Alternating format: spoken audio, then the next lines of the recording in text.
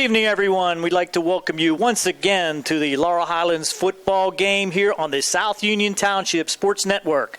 Tonight, along with Atlantic Broadband Cable, in cooperation with the South Union Township Supervisors, we present the South Union Township Sports Network. Via tape delay from the home of the Ringgold High School Rams, Joe Montana Field, it's the Laurel Highlands Mustangs taking on the Ringgold Rams. This is Gary Frankhouser along with Rick Frank and Jerry Dupay. We welcome you aboard for tonight's WPIAL AAA Big Ten football action. The South Union Township Sports Network coverage is brought to you as a joint cooperative venture featuring Township Supervisors Bob Schiffmeyer, Rick Vernon, and Jason Scott, Atlantic Broadband Cable, Armstrong Cable, and CUTV with J.R. Wheeler and Gary Smith. Once again, this is Gary Frankhouser, Rick Frank, and Jerry Dupay. We'll be right back with our starting lineups right after these messages on the South Union Township Sports Network.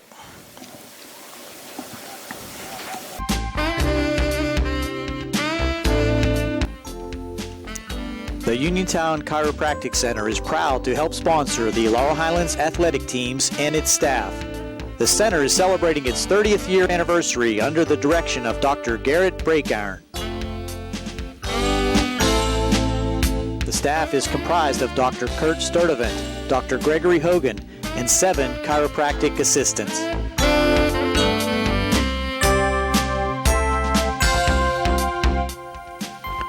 The Uniontown Chiropractic Center offers in-house x-ray, multiple therapy procedures, and massage, as well as a 4,000 square foot exercise rehabilitation area.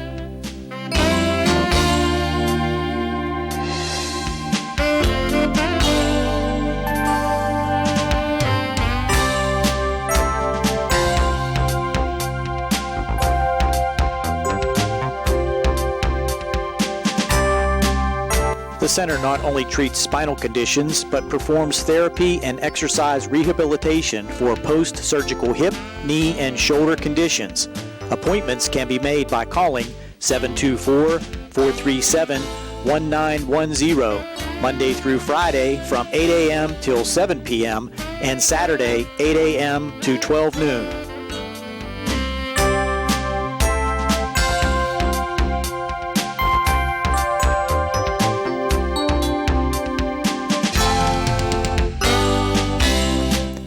Dr. Breakiron and his staff would like to recognize the outstanding work that John Kazarick has provided for the past 25 years as the voice of the Mustangs.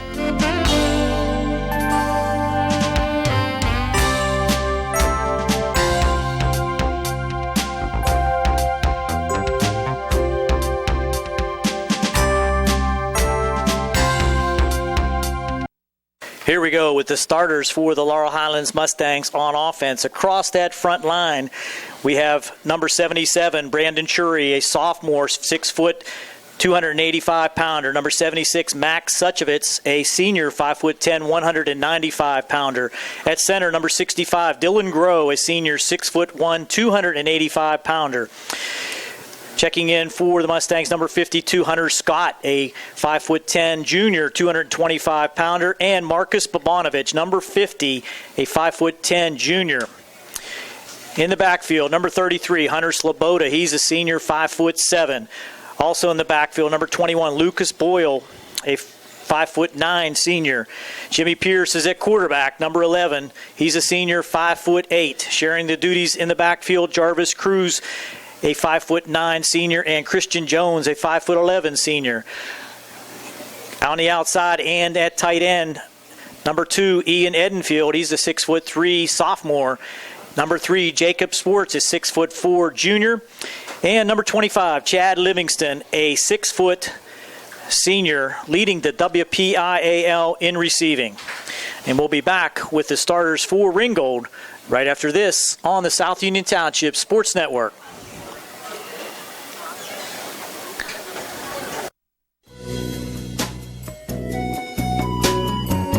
Centers for Rehab Services, CRS, a part of UPMC and the Center for Sports Medicine, is a proud sponsor of the South Union Township Sports Network and its coverage of area youth sports.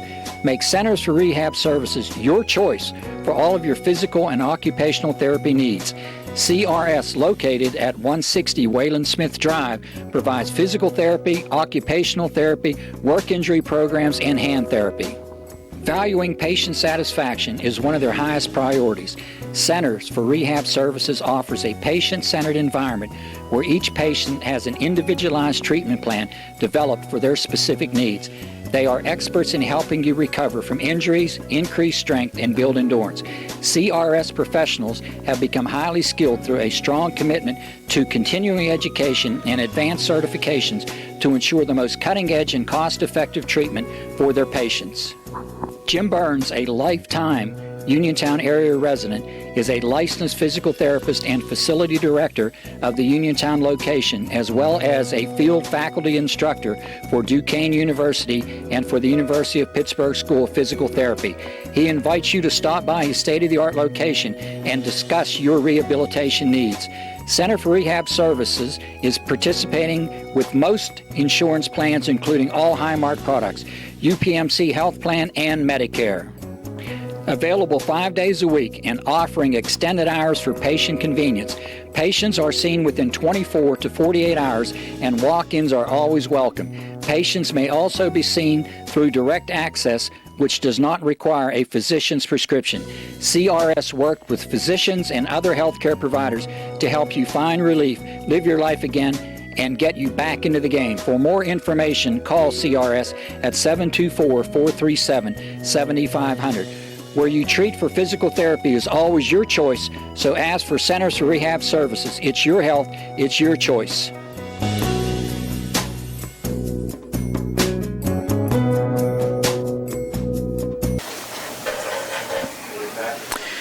Here's your starters for the Ringgold Rams coming in tonight's game at 5-1 under the head coach of Nick Milkovich. Across that front line, number 56, Isaac Petrosky, a 6'1", 275-pound junior. At left guard, number 79, Dalen Penn, 6'2", 295-pound senior. At center, number 77, Zach Giovanello, a 5'10", 215-pound junior. At right guard, Justin Mayer, number 61, 6', 275-pound junior. At right tackle, number 72, Gage Ivory, 6'3", 300-pound junior. And at tight end, number 45, Bobby Englert, a 6', 200-pound senior. In the backfield, at quarterback, number 15, George Martin, 6'4", 205-pound junior. At the wide receiver, number 2, Octavius Vassar, a 5'9", 140-pound junior. And Brandon Newman, a 5'10", 155-pound senior. Getting the carries will be number 22, Dalton Holt, 6', 175-pound junior, along with number 3, Chakar Berry, a 5'7", 185-pound senior, and number 23, Brendan Small, 5'8", 175-pound sophomore. That's your starters. We're just about ready for football action here on the South Union Township Sports Network. Back with the opening flip and the kickoff right after this on the South Union Township Sports Network.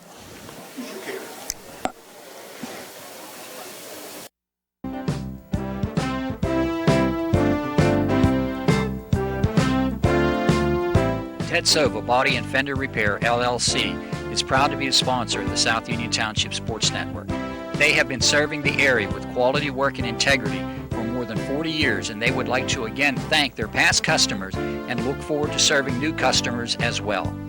Ted Sova Body and Fender Repair, LLC, works with all insurance companies and provides assistance with car rental arrangements that coordinate with the auto repair work. The rental company will meet with you at our facility to accommodate your rental needs. As a member of the DuPont Assurance of Quality program, our refinishes are guaranteed and all repairs have a lifetime warranty as long as the customer owns the vehicle.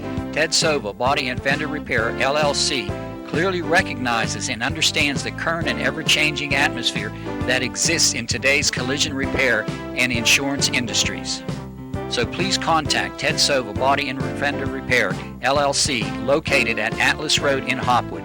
That's Ted Sova Body and Fender Repair, LLC, offering complete collision service for both domestic and foreign vehicles for more than 40 years. For more information, please stop by or call us at 724-437-2351. We care about the environment. We've always been an eco-friendly facility, and we are currently going through the process of being recognized by the U.S. EPA's Design for the Environment program.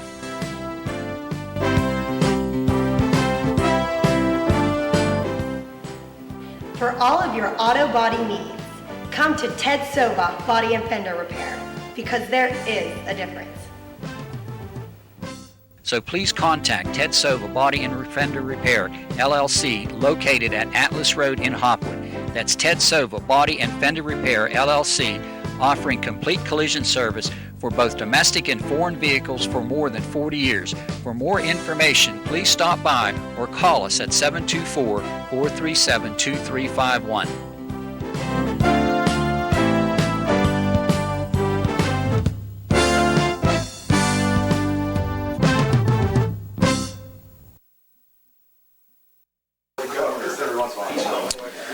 Welcome back to Joe Montana Stadium, the South Union Township Sports Network.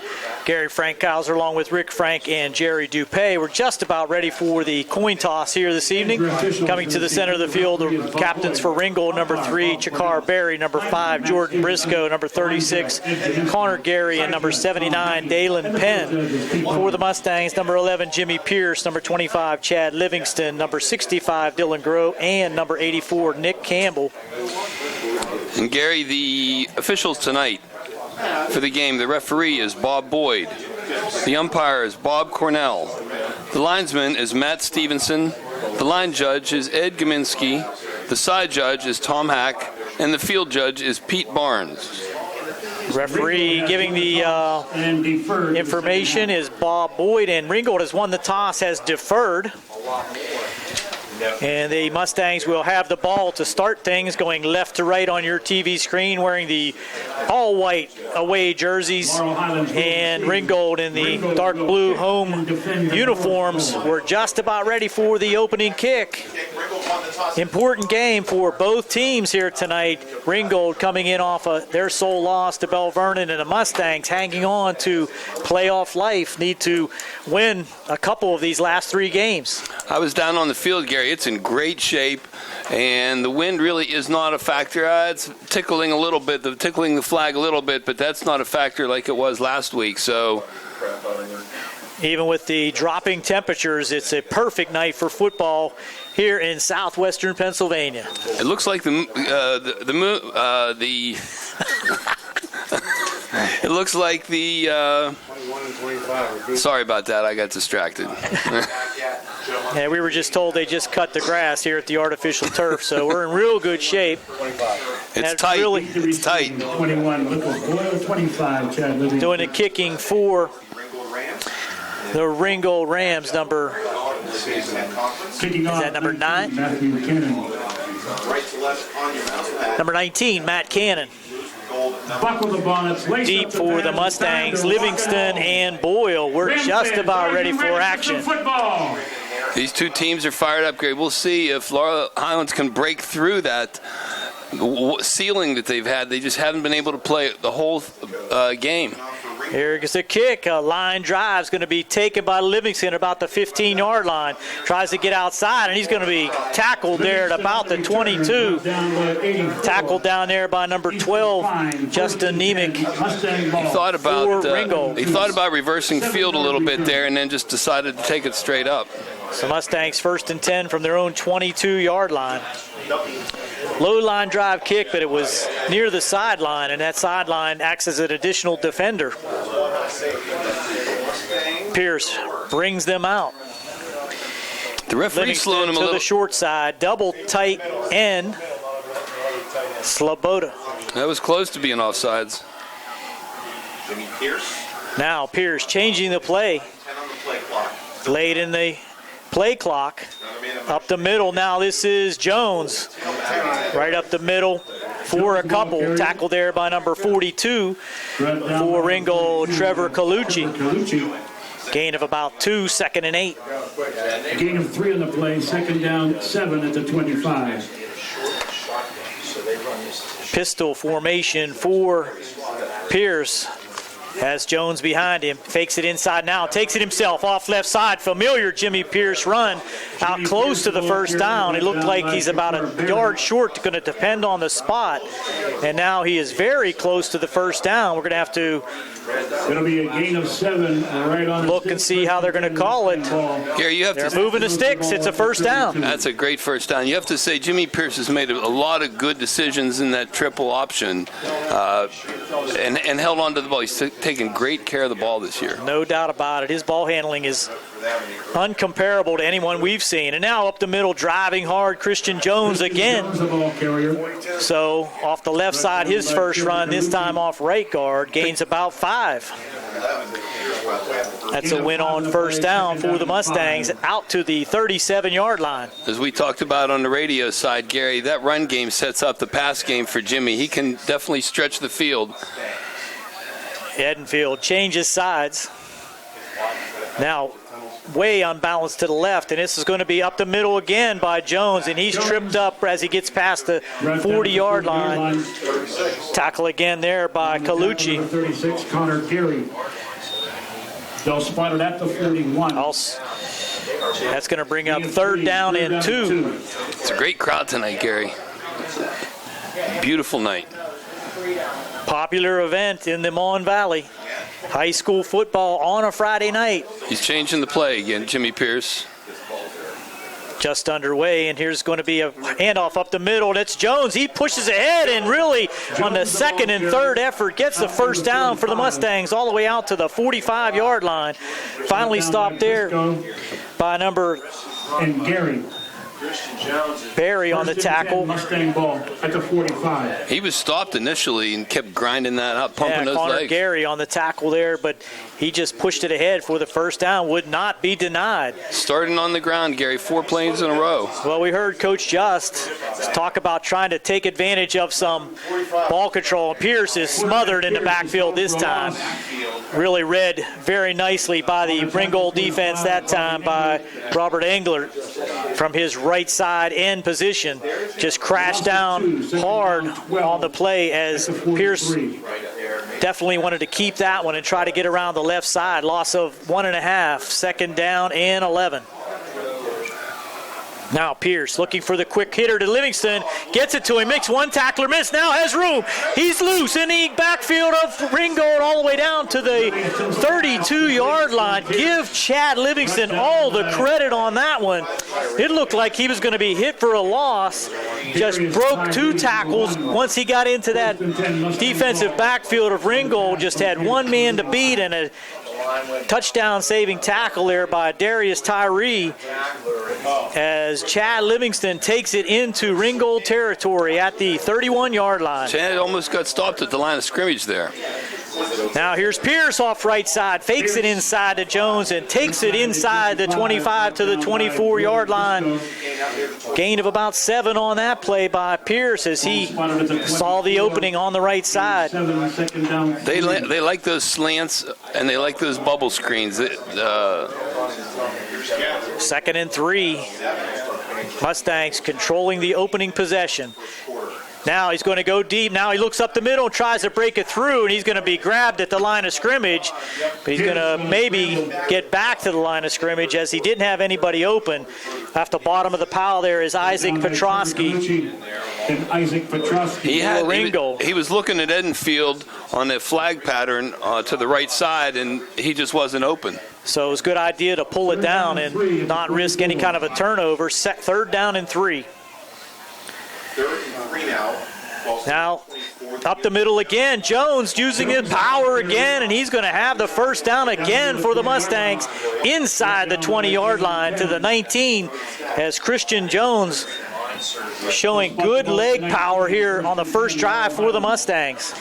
And they're basically running right up the middle. That must be a big scouting red flag for the Mustangs offense. They're not running against a small defensive line there for Ringgold. No. We got 220, 295, 285. Here's Jones. Pierce now.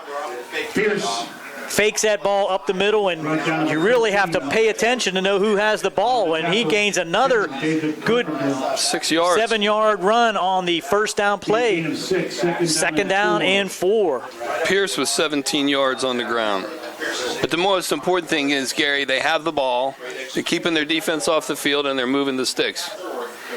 Pierce now, quick pitch out this time. This is Boyle trying to get around the end, cuts it back inside the 10 to about the 9. He's close to the first down. Lucas Boyle brought down there by number 84, Easton Fine, and Briscoe for Livingston's hobbling off the field, walking something off.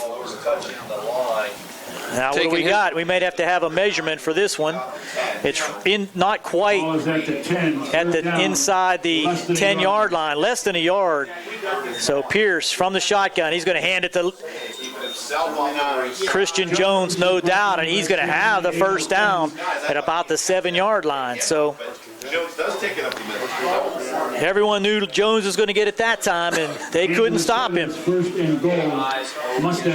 and goal for the Mustangs at the 7-yard line and at the 7-minute mark. 5-minute possession for the Mustangs.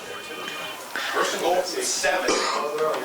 Pierce with Jones behind him, sends the boat in motion. Now looking, and it is Jones keeping it down to about the 5, giving him about 1.5 yards on that one. Didn't quite get to the 5-yard line. Second and goal. We've seen the Mustangs over the season have a little bit of trouble on these long goal to go 7 yards, goal to go 6 yards, trying to get it in, but Jimmy Pierce with a 2nd and 6 from the. Here he's going to keep it himself and cut it inside, and he's in. Touchdown. Pierce goes 6 yards. So Jimmy Pierce with the adept ball handling fakes it inside to Christian Jones, takes it off right tackle into the end zone from 6 yards out. Mustangs on the board, 6-0 at the 6:17 mark of the first. Great drive by the Mustangs, almost 6 minutes taken off the clock. And here's Lietzo with the kick. It's up, and it is good. So 6:17 to go here in the first. Mustangs first possession, take a 7-0 lead over the Ringgold Rams. Back after this on the South Union Township Sports Network. 6:17 to play.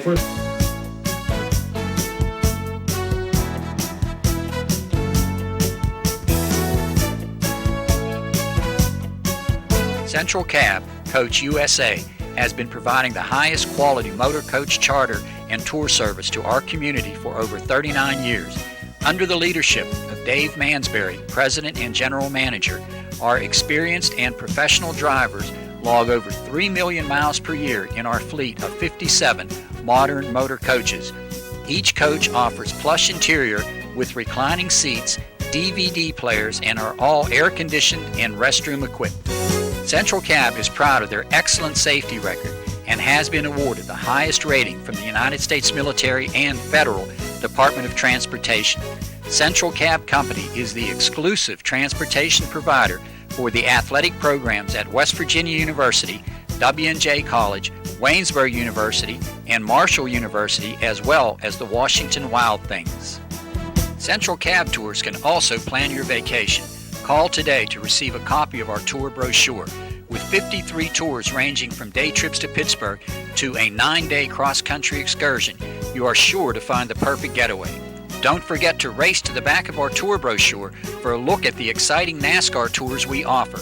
Central Cab Tours can also customize a group tour package for your organization or help with your fundraising goals. Call our staff to learn more.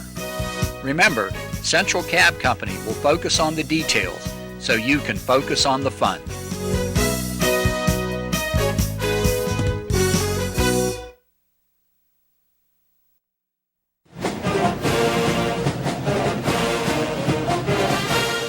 Good luck to the Mustangs from the South Union Township Supervisors, Rick Vernon, Jason Scott, and Robert Schiffbar.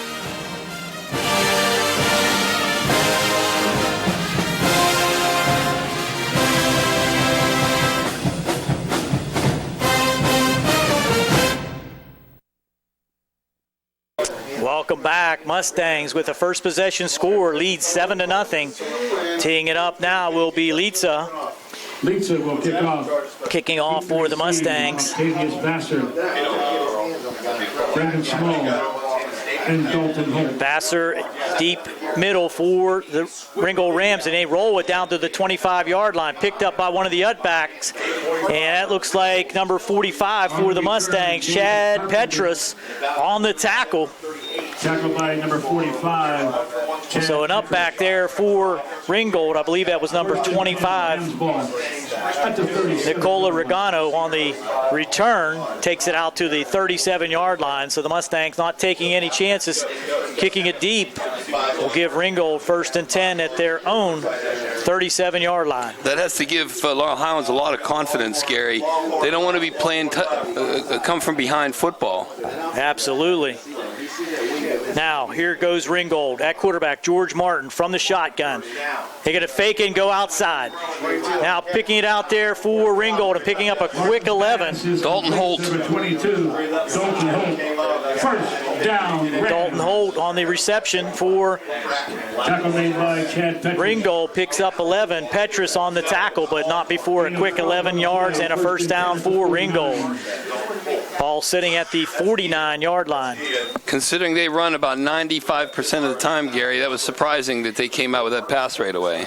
Now Martin will hand it up the middle and has room off left side. Ankle tackle there by Jimmy Pierce.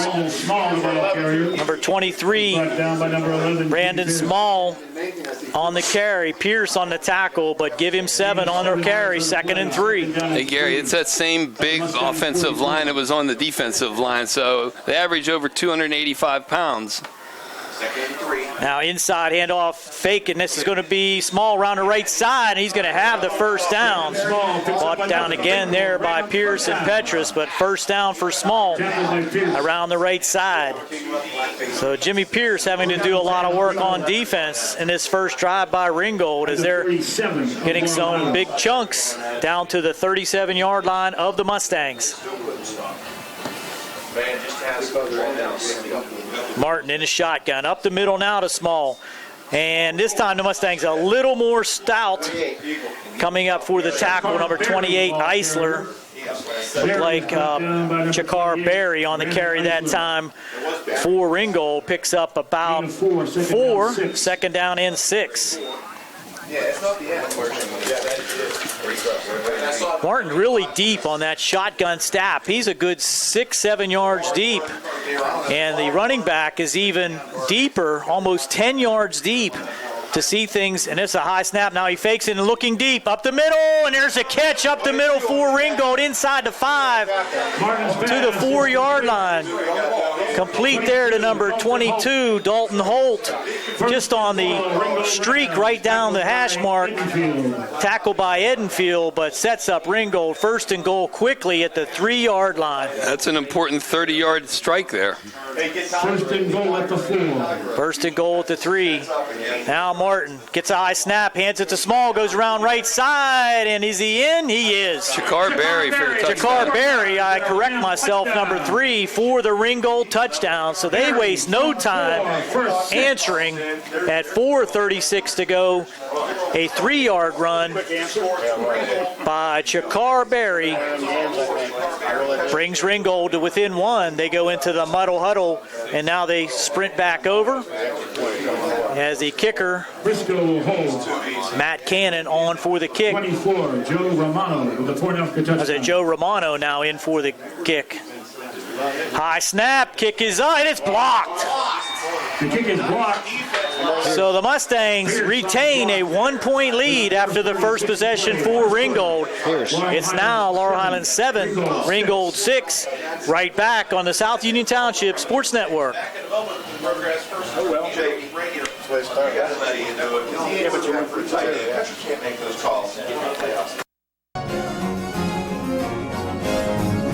Tonight's game is being brought to you in part by State Representative Tim Mahoney of the 51st Legislative District.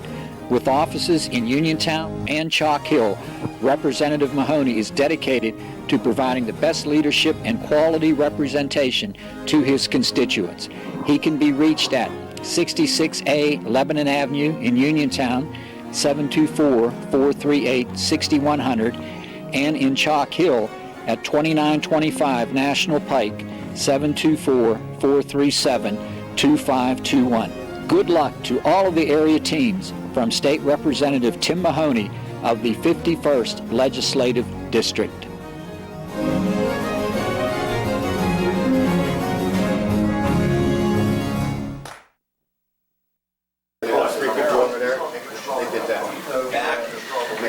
Here we go now with Ringgold right back to kick it off to the Mustangs.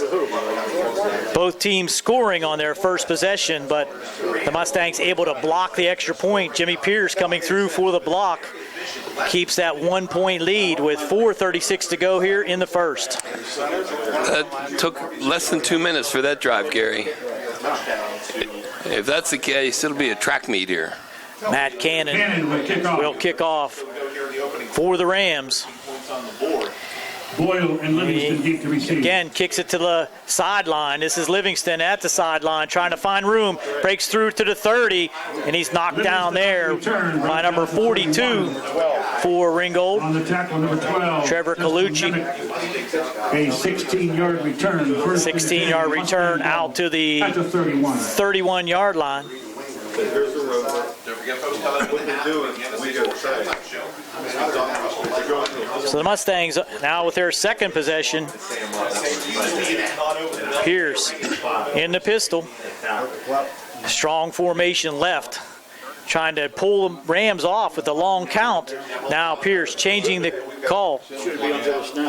It's going to be inside handoff fake, and this is Pierce around the right side, and he's going to get about 5, maybe 4 yards on the play.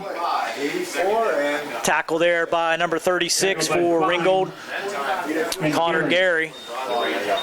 And now we have an injured Ringgold player on the turf there, number 45, Robert Englert. 5-yard gain on the play. And the training staff sprints out for Ringgold. And with that injury, we'll take an injury timeout here on the South Union Township Sports Network.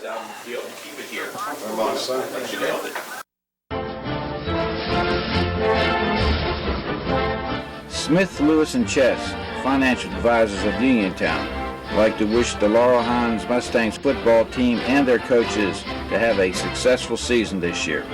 Go Mustangs!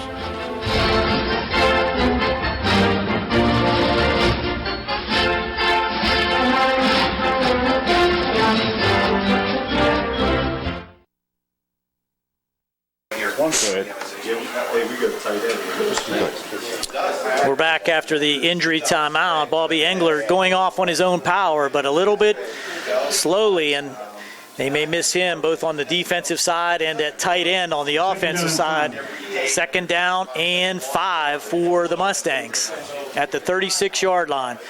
This is going to be Jones. No, that's Cruz. He bounces it out to the left side, trying to get around the left end, and he's very close to the first down. Came up the middle and met resistance in the middle of the line, and it's taken down out there at about the 41-yard line, close to a first down. And what's the call going to be? A white hat official. He was looking to make the call, and they're going to give him the first down. Yes, it did.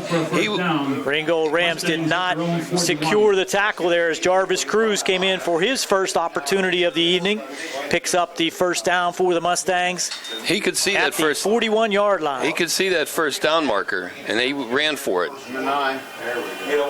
Now Cruz inside. No gain on that one. Maybe a half yard at the bottom of that pile. On the tackle, 56. Number 56, Isaac Petrosky, big 275-pounder on that defensive line, just clogged things up right in the middle. Now the Mustangs will send Edenfield and Livingston, as well as Sloboda in the slot, all to the right side. Inside handoff to Cruz again, and this time he hops over a couple tacklers. Pickup of about 2. Again, tackle there by number 56, Isaac Petrosky. Along with Petrosky, 3rd down and 8. 3rd and 8 at the 43. on the second possession for the Mustangs, leading 7-6 with just 2:41 to go here in the first. Pierce, 3 steps back, looking, has a man open. That's Livingston. It's up in the air. He makes it. Oh, juggles it, and it hits the turf. Pass is incomplete.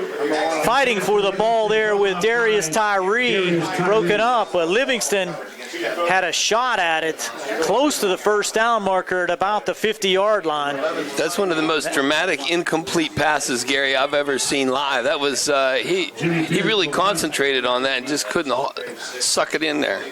It was great defense too by the Ringgold cornerback. Pierce will be on for the punt for the Mustangs. Mustangs unable to sustain this second drive, going to have to kick it back to the Ringgold Rams, who showed some quick strike ability of their own in their first possession. Here's Pierce, a rugby's kick, and he's going to line drive it, and it's through the hands of the receiver for Ringgold. That's number 22, trying to pick it up there, Dalton Holt. He took a big chance trying to pick that up, Gary. Well, he had to pick it up after it went through his hands. No, I mean instead of falling on it. Oh, yeah, you're exactly right. He had a chance to fall on it, didn't he? That was a strange punt by Pierce. It was a line drive knuckler that had to be fielded by Holt at about the 35-yard line. Went right through his hands, and Ringgold will take over at their own 17-yard line, trailing 7-6. We welcome the WMBS audience now. We're here from the Joe Montana Stadium. George Martin in the shotgun. Second possession for Ringgold. Inside handoff to Small, and he tries to go around right side. And helmets fly off as he gains about 2 on the play. Jimmy Pierce in on a tackle, as well as number 59, Cody Christopher, for the Mustangs. Pickup of about 4. Everybody, shut up. Game in the 21. Second down and 7. Minute 52 to go here in the first. Laurel Highlands leading 7-6. Second down and 8 for Ringgold. The deep shotgun for George Martin has Brendan Small behind him, and he's a good 9 yards deep in the backfield. Hands it off up front to Small, right up the middle, and he's met in the hole there by Petrus. There's a flag on the play. It looks like the Mustangs may be hit with a penalty here as the Ringgold Rams are clapping their hands. Could have been a face mask penalty against the Mustangs. Chad Petrus. But 2 flags right at the point of attack there may hurt the Mustangs, who had him stopped right there in the middle of the line. But Gary, the defense has their work cut out for him. Across the front, there's a 270. The offensive line, 275, 295, 275, and 300. So the defense really has to. Their technique's going to be really important.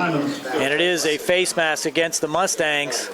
So it's going to be a 15-yard add-on to that play that's going to give Ringgold a first down at 1:27 to go here in the first period. And they're going to add 2 penalties on now, 2 15-yard penalties. I didn't see that, Rick. One was a dead ball penalty. And another dead ball penalty. I'm not sure what the second personal foul was, but they added 30 yards to that play and put it into Mustang territory at the 48-yard line. Well, the touchdown that Ringgold had was less than 2 minutes, and Laurel Highlands can't be giving up. That's their first penalties of the game, which is good, but they can't be giving up easy yards like that. Martin in a shotgun now, hands it up the middle again to Small and has room. No, it was a fake, and now it's outside here in the flat to the receiver, number 6, Maxwell Wanley. No, that's Jordan Briscoe, number 5. Good fake inside, fake me out by George Martin. That's going to be another first down for Ringgold out in the left flat. He just faked it up the middle and hit Briscoe on the short out pattern at about the 40-yard line, and he took tacklers down to the 32-yard line. 14-yard pickup. Now we have a whistle. No, they switched balls. At the 33-yard line of the Mustangs, now 1st and 10 for Ringgold. Ringgold gaining some yards in big chunks here in the first quarter, and this is number 23 for Ringgold. Small. Brendan Small, gain of 2 this time, so the Mustangs able to stop him for a short gain that time. Petrus again in on the tackle for the Mustangs. 17 yards for Chicard Berry on the ground, and for Christian Jones, he has 22 yards. Jimmy Pierce has 28 on the ground. Spread out formation now for Ringgold. 3 split wide right, and he's going back and looking deep down the middle. Has a man wide open, just overthrows number 10, streaking down the field. David Carpenter had the defense of the Mustangs beat at the 5-yard line, just off the end of his fingers, going to bring up 3rd and 8. He was double covered, and he got behind him somehow. He got behind both the safety and the cornerback. Yeah, the Mustangs have had a little bit of trouble keeping those deep receivers in front of them. Already beat deep once down to the 3-yard line and set up the first score. Now here's back in to look up the screen, and that's going to be broken up nicely. Read by Eisler. He just stayed with the intended receiver, number 3, Chicard Berry, as Ringgold tried to set up the screen at about the 33-yard line. It's now 4th down and 8. 4 down territory for Ringgold at the 31-yard line. Laurel Highlands has single. There's 2 wide to the right, 1 to the left, and it's single coverage on all of them. Martin at shotgun has Berry behind him. He's going straight back, looking for the man in the middle. It's a short cross pattern. He has it for the first down at about the 15-yard line. Number 84 for Ringgold on the catch. Easton Fine, first down for Ringgold. He just sprinted down about 15 yards, cut it across right in front of the safety for the Mustangs, and right on the target, George Martin hit him in stride. Now the handoff along left tackle, breaking it out to the outside. This is Berry down to the 10. There's a flag. Probably going to be an offensive penalty on this one. Petrus chases him out, but he was down to the 11-yard line out of bounds. Let's see what this call is. Against Ringgold. Flag at about the 16-yard line. Early indication is it's against Ringgold. Ringgold's marching back. Holding on Ringgold. That'll push him back 10. It'll still be first down, but now much more difficult, 1st and 20. Takes it out to the 21-yard line. The 26-yard line. 26-yard line. 3 seconds to go. 3 seconds to go in the quarter. 1st and 20. Fast-moving first quarter with both teams possessing the ball for long stretches of time. Time will expire here in the first before Ringgold can get off that play. So we'll go to second quarter action right after these messages on the South Union Township Sports Network and WMBS. Who's out of bounds? Did you start taking that last one? Yeah, same here. He was winding it on the tight.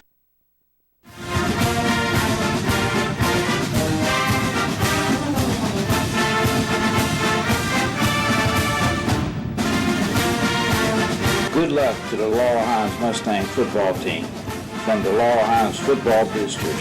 Here we go, Mustangs, here we go. Here we go, Mustangs, here we go. Here we go, Mustangs, here we go. Here we go, Mustangs, here we go. Who are you rooting for?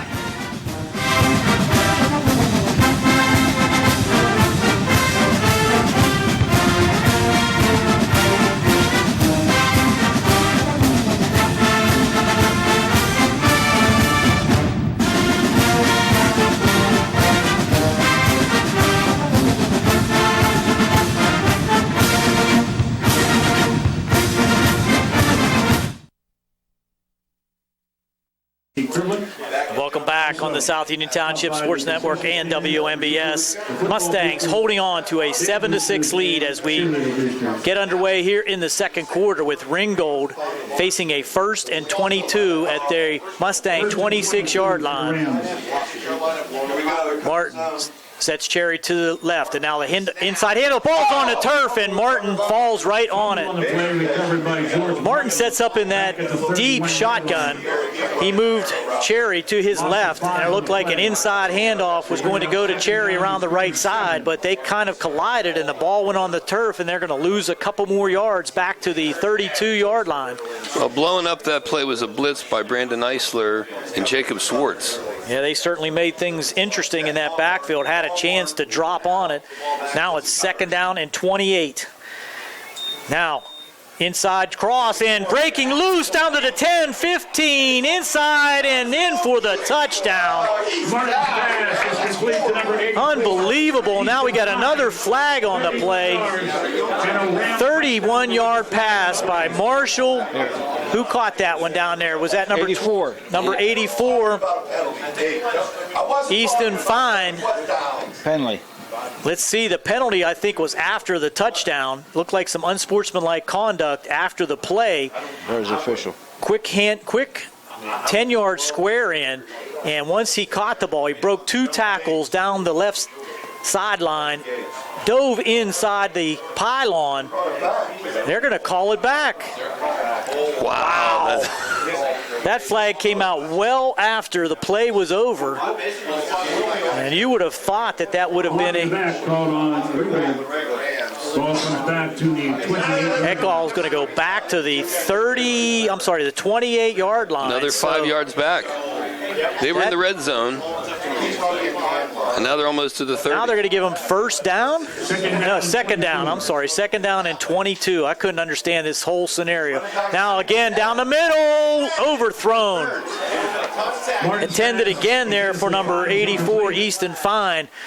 Covered well by Ty Mickens. Great defense, just off his fingertips. Yes, he was stride for stride with him that time into the end zone, and that's going to bring up 3rd and 22 now at the 28-yard line. Still 4-down territory, and Ringgold has shown the ability to pick up big chunks here, so certainly not out of the woods here for the Mustangs. 3rd and 22.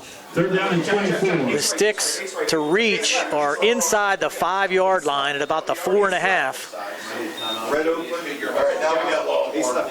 Clock stopped at 11:15 to go here in the second. Martin again in the shotgun. Now what do we have? A timeout called. I think it's by the Mustangs on defense. It is. So the Mustangs called timeout as Ringgold faced a 3rd and 33 from the Mustangs' 28-yard line. That'll give us a chance to step aside for a 30-second timeout here on WMBS and the South Union Township Sports Network.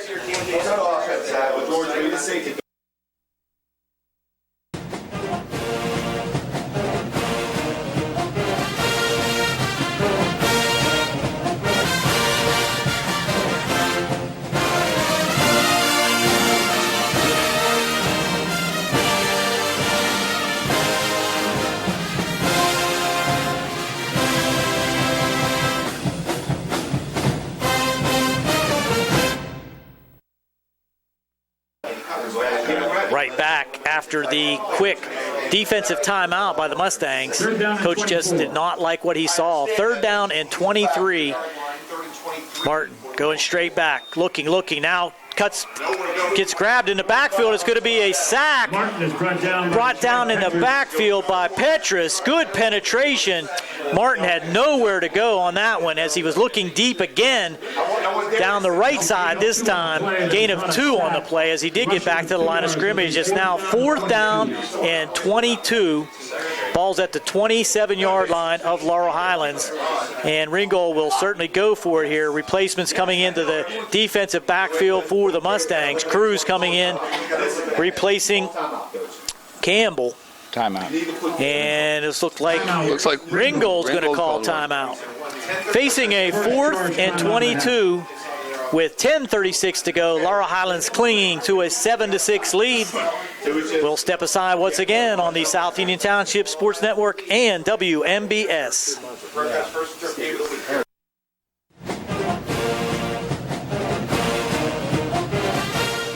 Good luck to the Mustangs from the South Union Township Supervisors, Rick Vernon, Jason Scott, and Robert Schiffbar.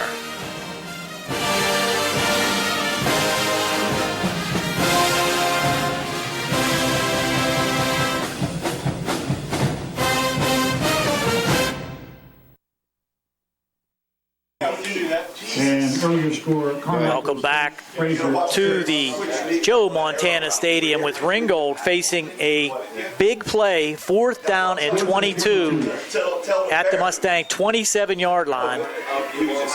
A touchdown erased by a penalty, and now Martin looking over the middle, has a man wide open inside the 5 to the 2-yard line. That's going to be another huge first down on 4th down by Ringgold. Looked like Brandon Newman. Flag. And there's another flag. Another flag. Let's see, maybe It looks like it's Hit to against the head. it's the Mustangs. A hit to the head, maybe. Let's see who made that catch. That's a tough play, Gary. Trying to pick up that number right over the middle. It's a personal foul against the Mustangs, but that will be inconsequential as the ball's at the 1-yard line now. First down, Ringgold. Mustangs giving up a huge 4th down and 22. Martin had all day to throw, waited and waited as receiver came open over the middle. I believe that was Vassar cutting across the middle, and it's going to be 1st and goal now at the 1 when the Mustangs had the great opportunity to take over on downs. Now facing a 1st and goal inside the 1.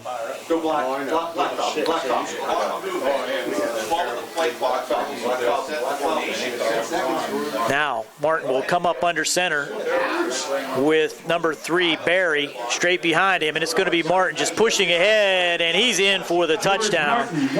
George Martin, 6'4", 205-pound junior. Why not? Quarterback sneak right up the middle, puts the points on the board for Ringgold. Look for them to go for 2 here after their first conversion was no good. So at 10:03, it's now 12-7. Ringgold takes the lead. Romano on for the kick. Let's see what they do. They do sprint across. Briscoe to hold for Romano. Mustangs block the first one. Here's the second one, another high snap, and he kicks it again low, and it's blocked. So 2 extra points unsuccessful for Ringgold, but they pick up a huge 4th down and 22 down to the 1-yard line. Martin pushes it in for the touchdown. It's Ringgold 12, Laurel Highlands 7. Back with a kick here on the South Union Township Sports Network and WMBS.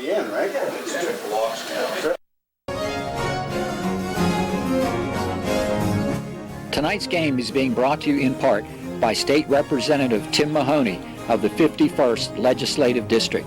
With offices in Uniontown and Chalk Hill, Representative Mahoney is dedicated to providing the best leadership and quality representation to his constituents. He can be reached at 66A Lebanon Avenue in Uniontown, 724-438-6100, and in Chalk Hill at 2925 National Pike, 724-437-2521. Good luck to all of the area teams from State Representative Tim Mahoney of the 51st Legislative District.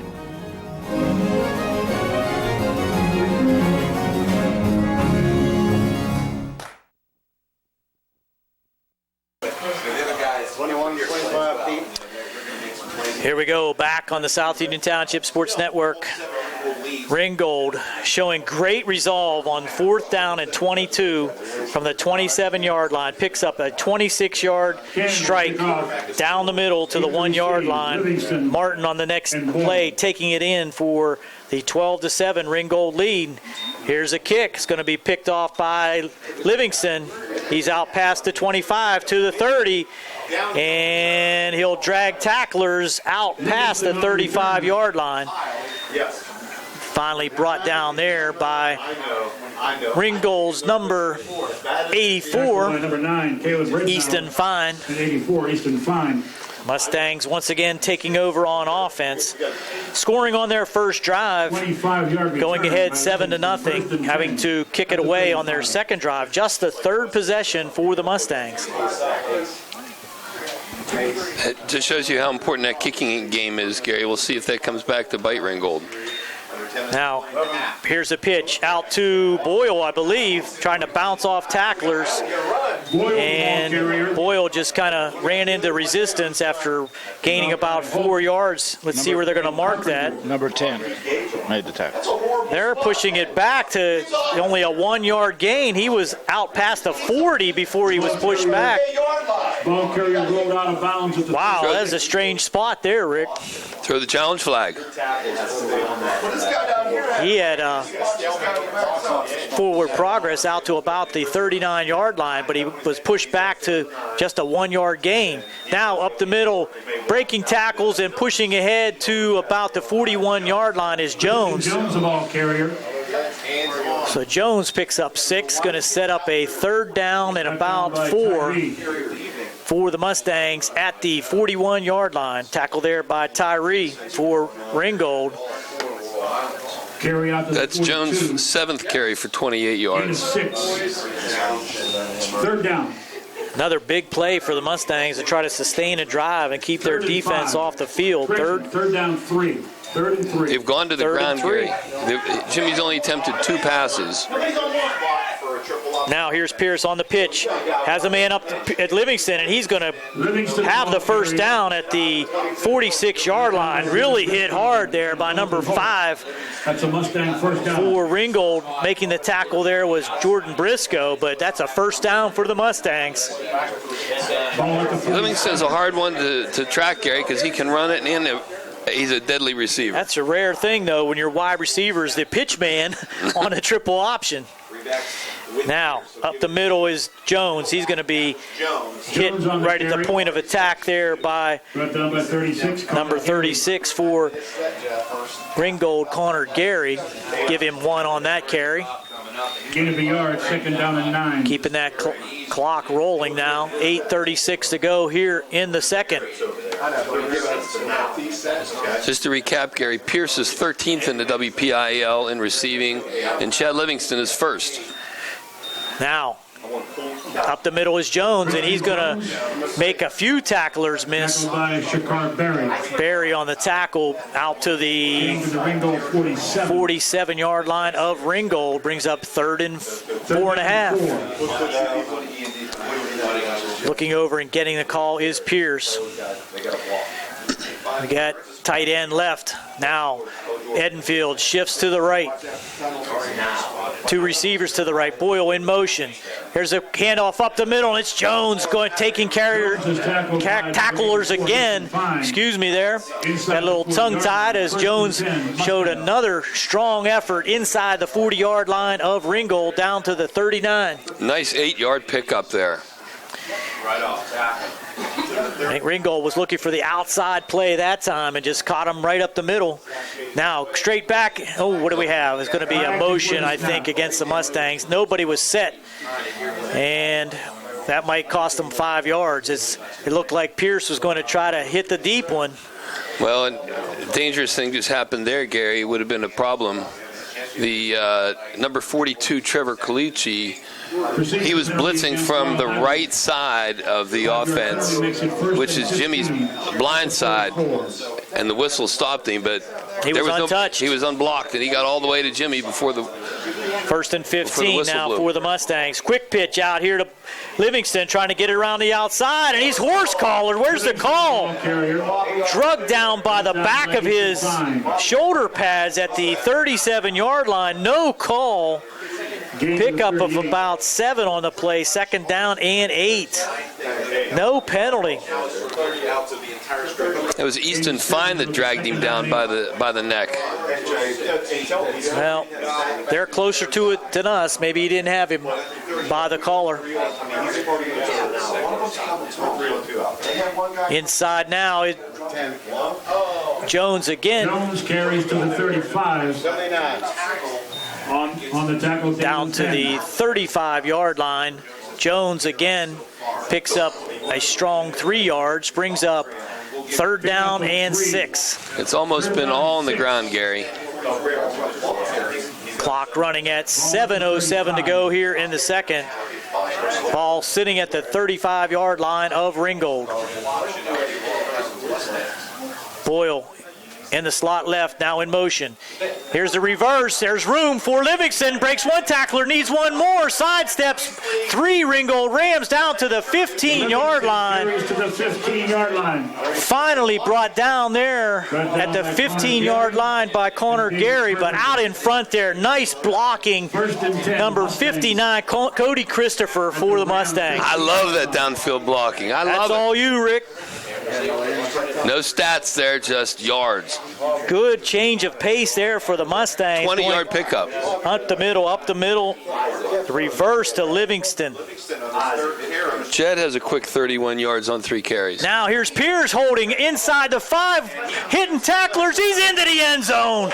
Jimmy Pierce would not be denied. His second touchdown. He was hit at about the 6-yard line, bounced off that tackler, hit again at the 2-yard line, drug him into the end zone for the Mustang touchdown at 6:32 to go here in the second. Impressive is not the word for that, Rick. He was not to be denied.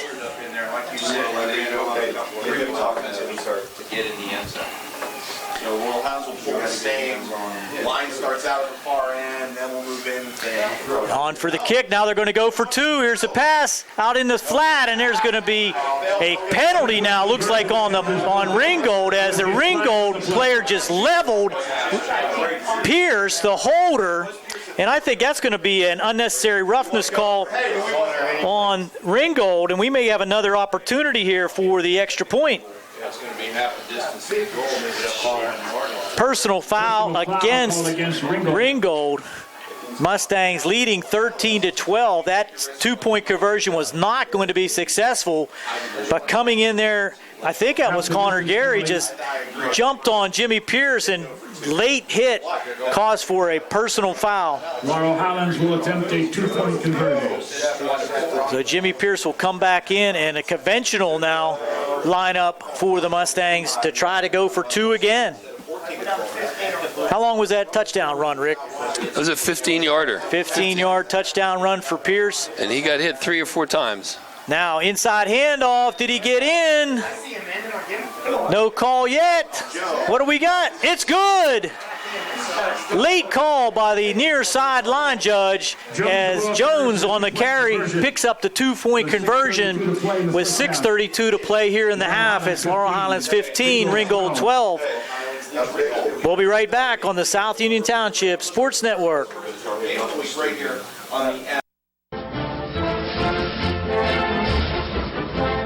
Smith, Lewis, and Chess, financial advisors of Uniontown, would like to wish the Laurel Highlands Mustangs football team and their coaches to have a successful season this year. Go Mustangs!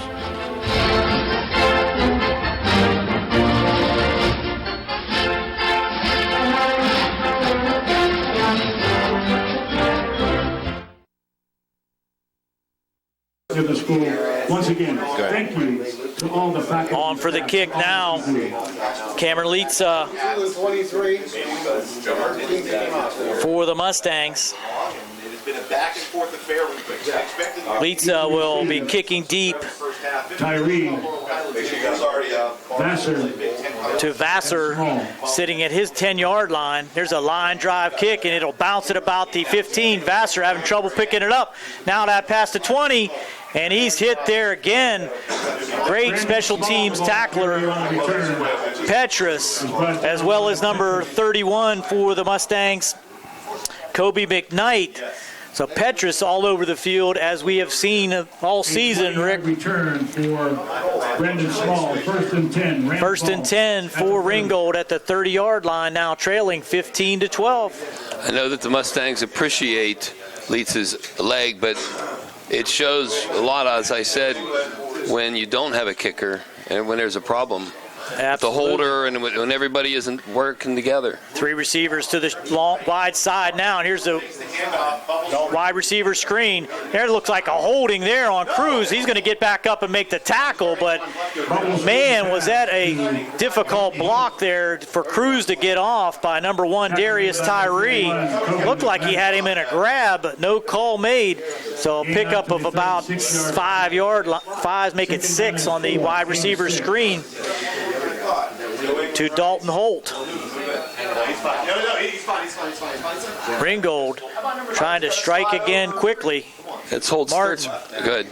Going to fake the handoff, and again the same play to the left side this time, and he's going to break loose into the secondary. Martin's pass complete to Darius That's Tyree this time. Ram, first down. Brought down by Edenfield. 33, Hunter Sloboda. And Sloboda out there finally drag him down. First and 10 for Ringgold inside Mustang territory at the 45-yard line. Quickly to the line, make it the 44-yard line. Spotted at the 44, first and 10. So 2 quick plays moves Ringgold into the Mustang territory.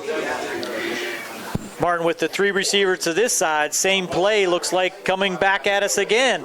Fakes it now. He's going to, can't get it out here. He's going to pull it down and take it himself.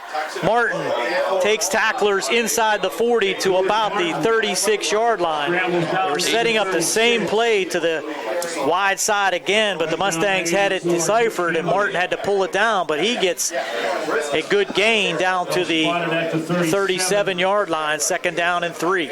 They say you keep running a play till they can stop it, so that's what they were doing.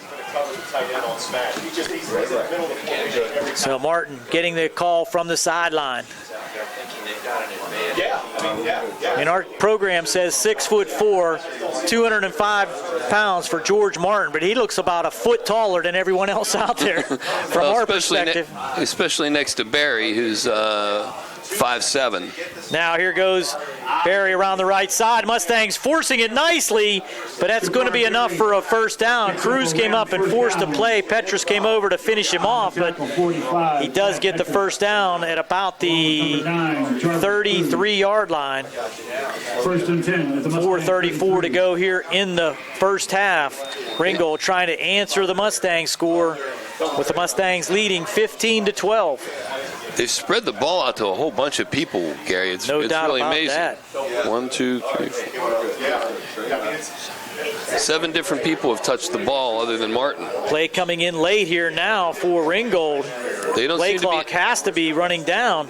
they don't seem to be in any hurry. Martin 6'5". 4 yards deep. Hands it off to Barry. Has room around the left side this time. Deep into the Mustang secondary before he's hit 9-10 yards deep into the backfield. Sloboda and Edenfield bring him down, but he's going to have close to enough for another first down. It is a first down. He is hard to wrap up, Gary. He's slippery and shifty, and he can change directions so quickly. Mustangs now trying to slow things down. It's 4:02 to go here in the second. Welcome in WMBS. 3:55 clock moving. Mustangs leading 15-12 on a 15-yard run by Jimmy Pierce and a 2-yard conversion, giving the lead. We're going to send it back on WMBS as the Mustangs trying to hold Ringgold. There's a handoff to Barry. Slips down at about the 25-yard line. That's going to bring up second down and 12. Edenfield in there quickly for the Mustangs. Second down and 12. Second and 12.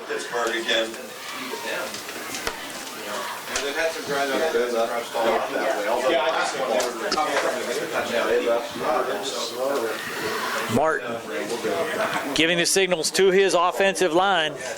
2 receivers wide left, 1 to the short side. And there's the handoff again to Barry, hit in the line there by Petrus, as well as number 30 for the Mustangs. That's Jacob Dukeman. Pickup of about 3 on the play, brings up 3rd and 9. 3rd down and 9. Clock running at 2:40 to go here now before halftime. They're going to use all their clock, Gary. Well, yeah, they're trying to squeeze it down to the last part of the first half. And if you can keep Jimmy and Chad off the field, that's probably a good defense. Martin now Hand off to Barry. Breaks through on one man to beat in the defensive backfield, and he's going to be down to the one. Hit hard, but right at the goal line. Wait, Cruz stopped that. Stopped at the half-yard line. 21-yard run. Big collision there at the 1-yard line by Cruz. Looked like he was going to get into the end zone without much resistance from the 23-yard line, but he was knocked down at the half-yard line. First and goal now with 2:08 to go here in the second. Jimmy Pierce just couldn't catch him, but Jarvis Cruz laid a hit on it. Laid the wood on him to send him backwards. I think Craig Wolfley calls that a slobber knocker. Wow. But once again, first and goal at about the half-yard line. You got to believe it's just going to be George Martin pushing it forward. Behind that big offensive line. And there he goes. And he's going to... He's in. George Martin, 1 yard. For his into second. the end zone for his second touchdown. Sorry, Rick. No, it's okay. That's what I was going to say. From 1 for 6. So George Martin puts Ringgold back on top in this seesaw battle at Joe Montana Stadium. Now with a 3-point lead, 18-15. With the extra point to come, Briscoe to hold Romano on for the kick. He's 0 for 2 with 2 of them blocked by the Mustangs, and more of a low kick than blocked on both of those. They're going to try it again. Good snap this time, and the kick is up, and it is good. The kick is good. So Romano adds the extra point, and Ringgold now leads 19-15 over the Mustangs. Minute 46 to go before halftime. We'll be right back on the South Union Township Sports Network. And they do that word route. The one time we did run that, yeah. They put that Sam back.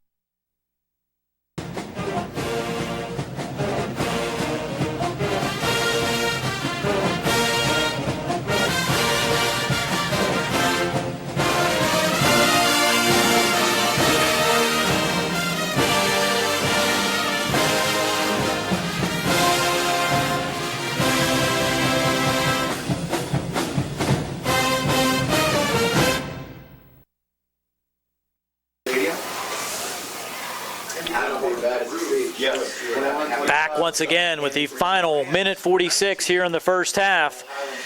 Ringgold jumping out now to a 19-15 lead over the Mustangs. Boyle and Chad Livingston. Livingston and Boyle deep for the Mustangs. Teeing it up for Ringgold is Cannon. Mustangs certainly have the ability to strike quickly, so a lot of time left here, and I think they have a couple timeouts left. So here comes Cannon. He's going to send it deep. This time it's going to be Boyle at the 10. Has blockers in front of him. Breaks through the first wave out to the 30-yard line. Brought down there by number 6, Maxwell Walling. And it's Mustang ball at the 31-yard line. A minute 40 to go. Return, first and 10. Mustangs.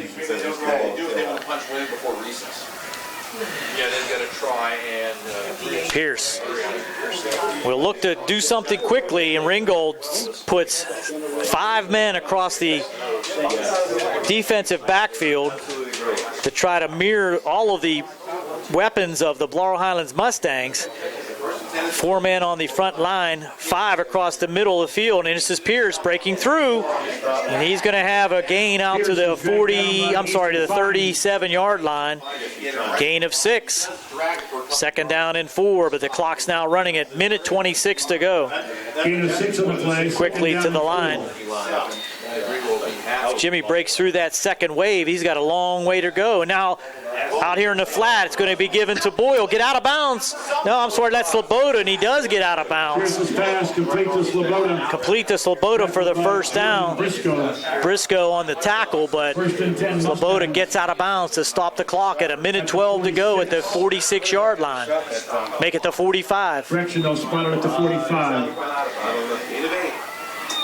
Good recognition there by Pierce as he was looking deep, didn't have it. Now Jimmy up the middle. He breaks one tackle and just leaps over the second tackler.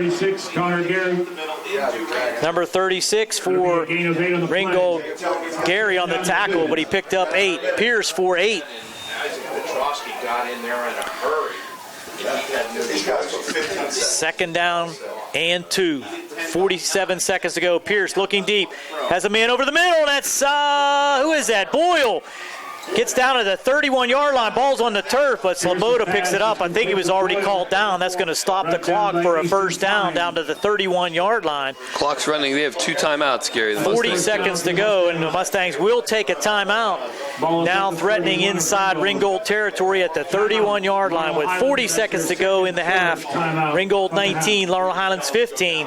Back with the final 40 seconds of the first half on the South Union Township Sports Network.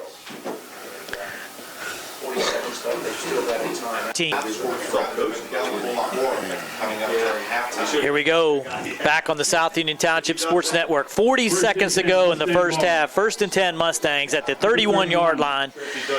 Jimmy Pierce, once again, fakes the handoff. Now looks deep, has a man open. That's Livingston. It's going to be almost picked off. Between defenders there, defending there was Vassar, as well as number 22, Dalton Holt. Incomplete, trying to split the zone there between the deep defense and the shallow defense. Just a little high for Livingston. Stops the clock at 36 seconds to go. Now, Livingston looking. He's going to pull it down and run. Down to the 25, out up to the 24. Now trying to break tacklers down to the 21. Hanging on for dear life there was David Carpenter. We're down to 26 seconds, and the Mustangs will have to take another timeout. Might as well use it, Gary. With 26 seconds to go, the Mustangs take a timeout. It's going to be 3rd and 1 when we come back. We're going to have to take a quick timeout, 30-second timeout here on WMBS and the South Union Township Sports Network. 19-15, Ringgold on top. Okay.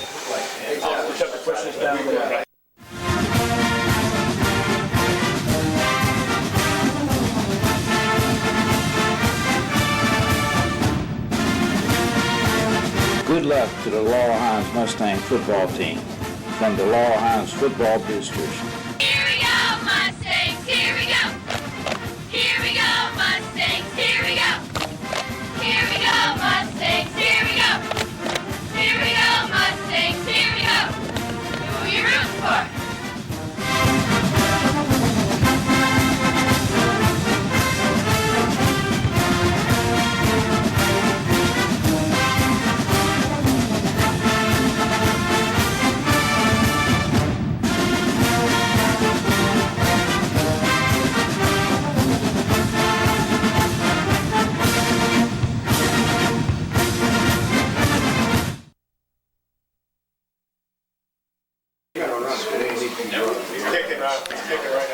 Mustangs trying to put something on the board here late.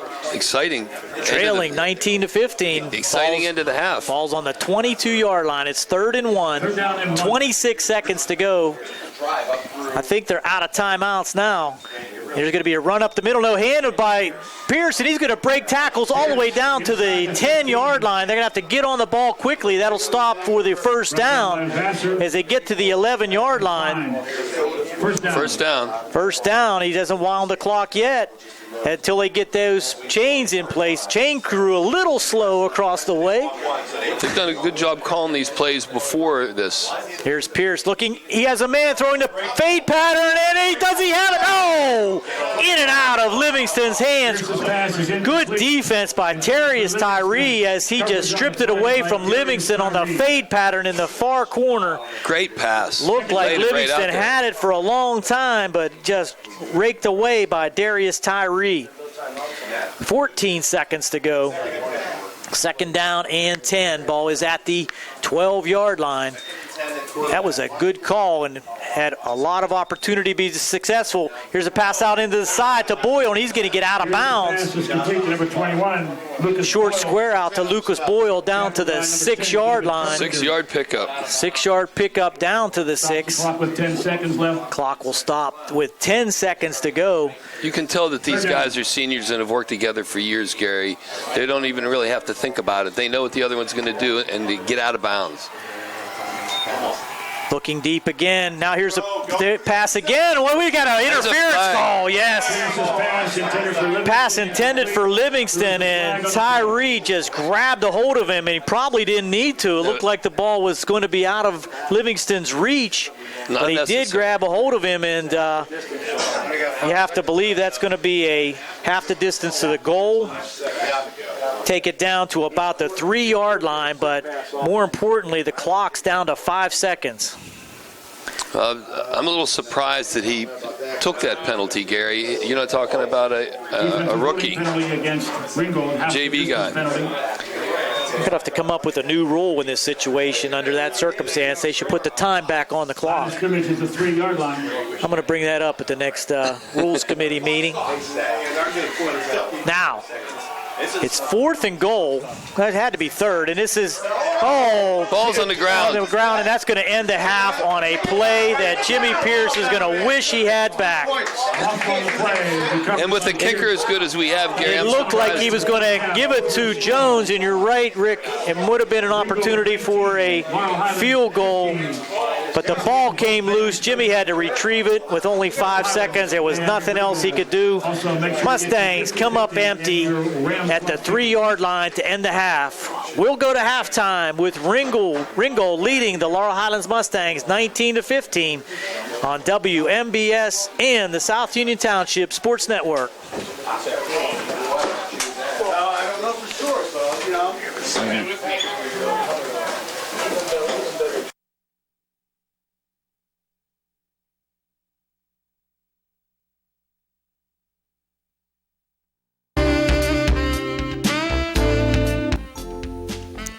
The Uniontown Chiropractic Center is proud to help sponsor the Laurel Highlands athletic teams and its staff.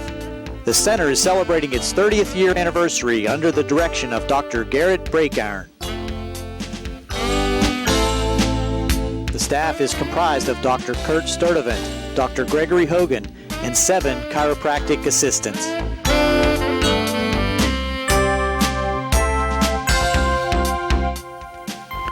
The Uniontown Chiropractic Center offers in-house x-ray, multiple therapy procedures, and massage, as well as a 4,000 square foot exercise rehabilitation area.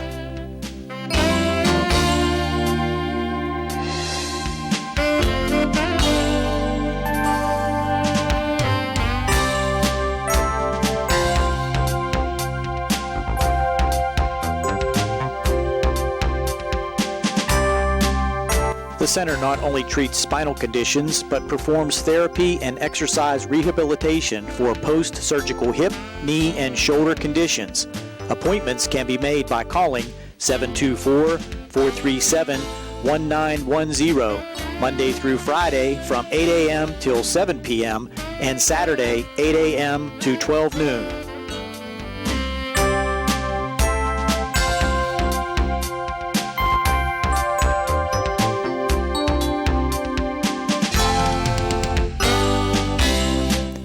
Dr. Breakiron and his staff would like to recognize the outstanding work that John Kazarik has provided for the past 25 years as the voice of the Mustangs.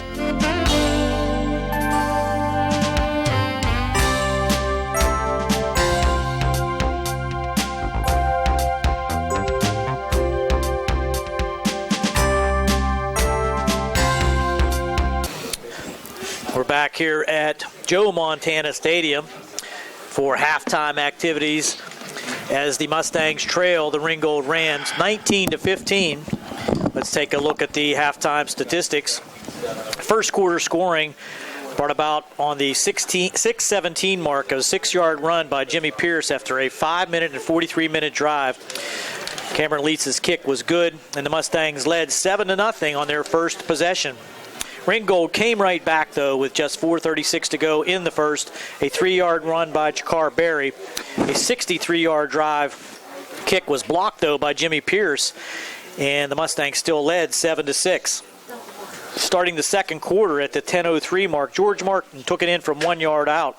After a 4th and 22-yard gain down to the 1 yard line, the kick was blocked again, so Ringgold led at that point 12-7. With 6:32 to go in the second, Jimmy Pierce had a 15-yard tough run around the left side, and after a penalty on the extra point, it was Jones going in from 2 yards out for the 2-point conversion. It was Laurel Highlands 15, Ringgold 12. With 1:46 to go, Martin went in again from the 1-yard line, and after a buried 23-yard run. The kick was good by Romano, and Ringgold led 19-15. The Mustangs had the ball down to the 3-yard line with 5 seconds to go in the second quarter, but a blown play ended up in a fumble, and the Mustangs were unable to push it in. And that was our final score at the end of the first half, 19-15. Rick, the statistics have been going back and forth by both teams. Yeah, it's very, very close. Laurel Highlands has 182 total yards to the Rams 177. Jimmy Pierce was 2 for 4 for 31 yards in the air. He was 11 carries for 61 yards and 2 touchdowns. Christian Jones, 11 carries for 44 yards. Jarvis Cruz, 3 carries for 8 yards. And Lucas Boyle, 2 carries for 7 yards. Chad Livingston, the receiver, has 3 carries for 31 yards. And Sloboda, 1 carry for 4 yards. For the Rams, George Martin was 5 for 6 for 89 yards in the air. 6 carries for 11 yards and 2 touchdowns. Jakar Berry, 9 carries for 51 yards and 1 touchdown. Brendan Small, 3 carries for 12. Briscoe, 1 carry for 14. Altogether, 89 yards in the air for the Rams, 88 yards on the ground. Very, very even game, Gary. The extra points and some big miscues on both sides. Absolutely, but for the Mustangs giving up 2 huge 4th down plays, they would have been able to take over on downs twice in their own territory, but Ringgold coming up with big 4th down plays, converting twice to end up in touchdown vicinity, very close on the 1-yard line, and Martin just leaning in from the 1-yard rush for the 2 touchdowns that he has. Now has Ringgold out to a 19-15 score here at halftime. Very entertaining game. Ringgold will have the ball as we come back for the second half, and we'll have that action for you here on the South Union Township Sports Network.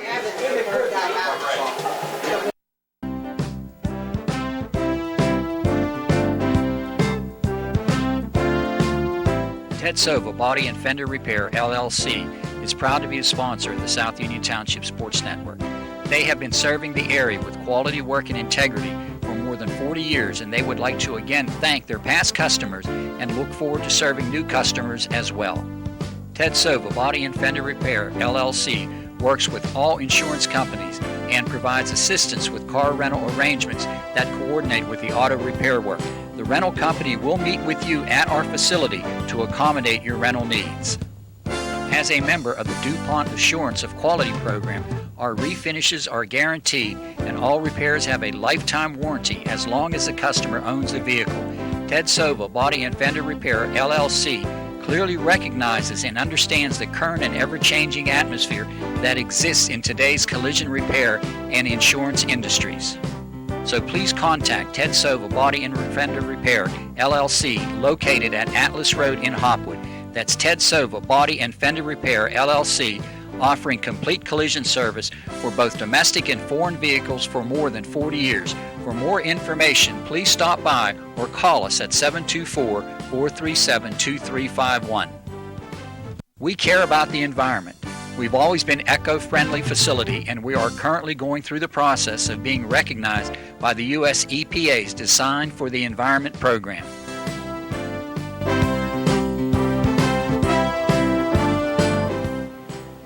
For all of your auto body needs, come to Ted Sova Body and Fender Repair, because there is a difference.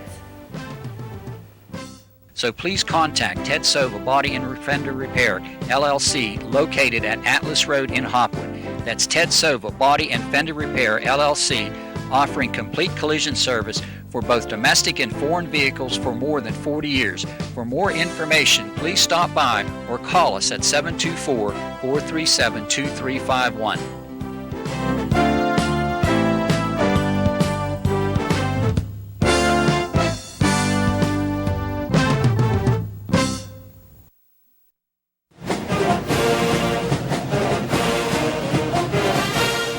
Good luck to the Mustangs from the South Union Township Supervisors, Rick Vernon, Jason Scott, and Robert Schiffbar.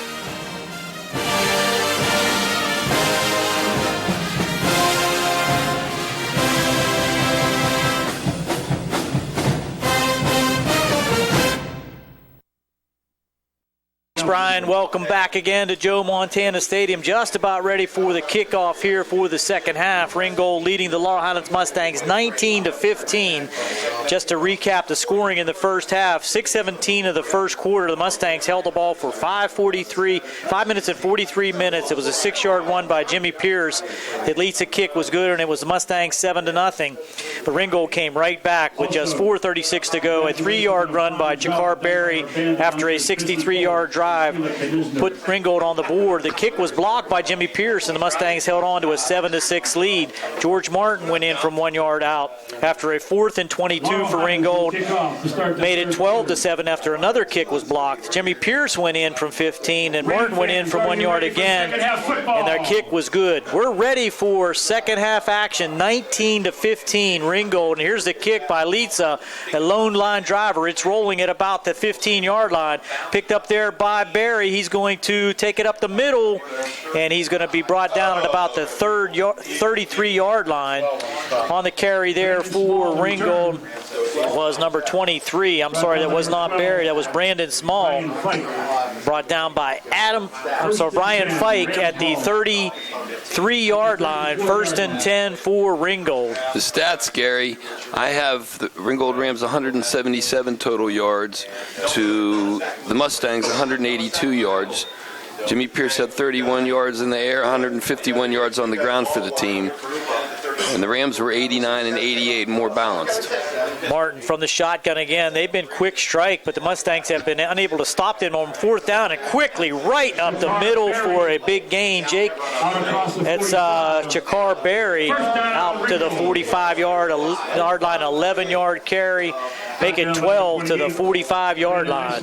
They've had trouble wrapping him up. He is shifty and moves, and just when you go to tackle him, he's gone. Eisler on the tackle there for the Mustangs. Clock running now. Just underway here in the second half. It's going to be again and wide open around the left side. Big hole inside Mustang territory. Unable to bring him down to the 30-yard line, 25, down to the 22-yard line. Berry again, finally corralled there by Nick Campbell. Huge opening around the left side that time. Mustangs unable to even make contact till he was a good 20 yards down the field, Rick. 33-yard carry. That gives him 96 yards on the night. Not what the Mustangs were looking for coming out of the locker room. Huge plays off the bat by Ringgold down to the 22-yard line. High snap brought down by Martin from his 6'4" stature. Berry again up the middle. Gain of about 4 this time. Petrus on the tackle along with Christopher and Edenfield, but Gain of 3, second down 7. Second down and 7. Ball's at the 19-yard line now. Again, up the middle and through the defense, down to the 4 or 5-yard line in for the touchdown. Jakar Berry caught me by surprise. It was a high snap, and Martin got it to Berry, just went right up the middle off right guard. Mustang defense was fooled by the high snap and did not make contact with him until he got inside the 5-yard line. He pushes it in the end zone. A quick touchdown for Ringgold to start the second half. At the 10:59 mark, now lead by 10, 25-15, with the extra point by Romano. Up and good. The kick is up and it is good. So Ringgold comes out of the locker room with fire, goes right down the field, and now leads the Laurel Highlands Mustangs 26-15. We'll be back with the kickoff on WMBS and the South Union Township Sports Network.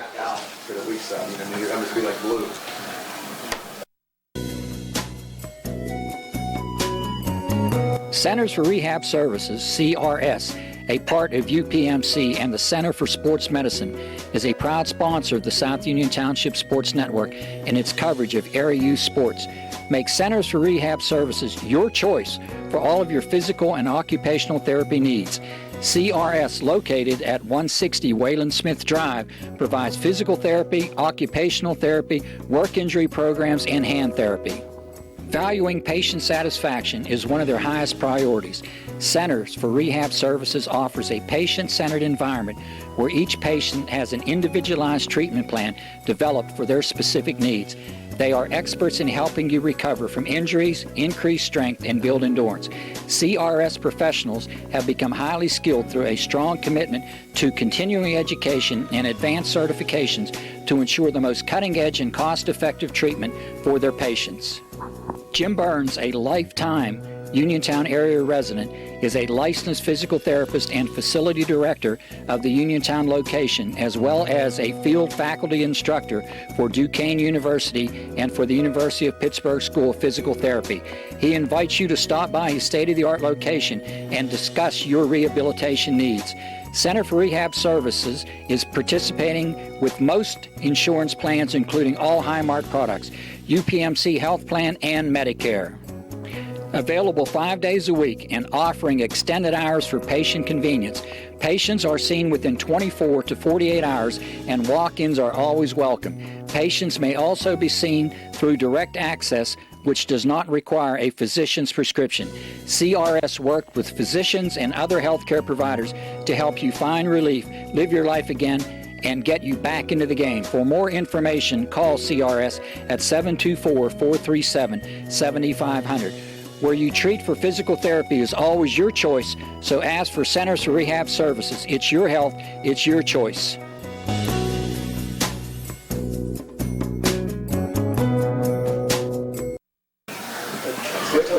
Good. Well, the Mustangs faced a quick drive there by the Ringgold Rams as they went right down the field almost entirely by Chakar Berry, as he ran for huge chunks and finally from 19 yards out takes it in for the Ringgold Ram touchdown. The Romano kick is good, and they now lead 26-15 over the Mustangs with the kick to come. Here's a wobbling kick down the left side. It's going to go out of bounds at about the 8-yard line. Cruz looked at it as it went out of bounds on the left sideline at about the 8-yard line. So that'll set the Mustangs up in pretty good field position. One thing the Mustangs do not want to do is let this get out of hand. That's happened to them a couple times, and they've come out in the second half, and they really need to make something happen, control the ball, move the sticks, just the basics. And that has been the story in the two losses for the Mustangs, just unable to complete all four quarters, just a one-quarter lapse against West Mifflin and a one-quarter lapse against Thomas Jefferson, resulting in those two losses. So the Mustangs now trailing by 11, two-possession game for the Mustangs now with 10:59 to go here in the third. Pierce now changing the play, checking from the sideline. Has Sloboda to his right, Boyle to his left, and Jones in the backfield. It's going to be Pierce keeping it over the right side after the fake and lead block by Jones. He's going to pick up about 4 on the play. So Jimmy Pierce looking to try to make things happen again for the Mustangs, as he has done all year. Second down and 6. Ball at the 39-yard line of Laurel Highlands. Right in behind Jarvis Cruz. He'll give him a 39. 10:27 to go. Gain of about 4 on that play by Jimmy Pierce. This is going to be a handoff inside. That's Jones, I believe, and he has Ringgold Rams jumping all over him at about the 42-yard line. Stopped there by a host of Ringgold Rams. Jimmy Pierce with 2 touchdowns in the first half. Dalen Penn in on the tackle. Is also in there with Chakar Berry. So Berry playing both sides of the ball strongly for the Ringgold Rams. 3rd and 3. Big play early here in the third for the Mustangs. Pierce now pitches out, and he is going to be hit in the backfield That's Boyle coming in there quickly, and fine for the Ringgold Rams. Just caught him in the backfield, and he's going to lose about 4 yards on that play. The triple option, fake up the middle. 4th down and 7. Coming around on the outside, Boyle had nowhere to go. Number 22, Dalton Holt.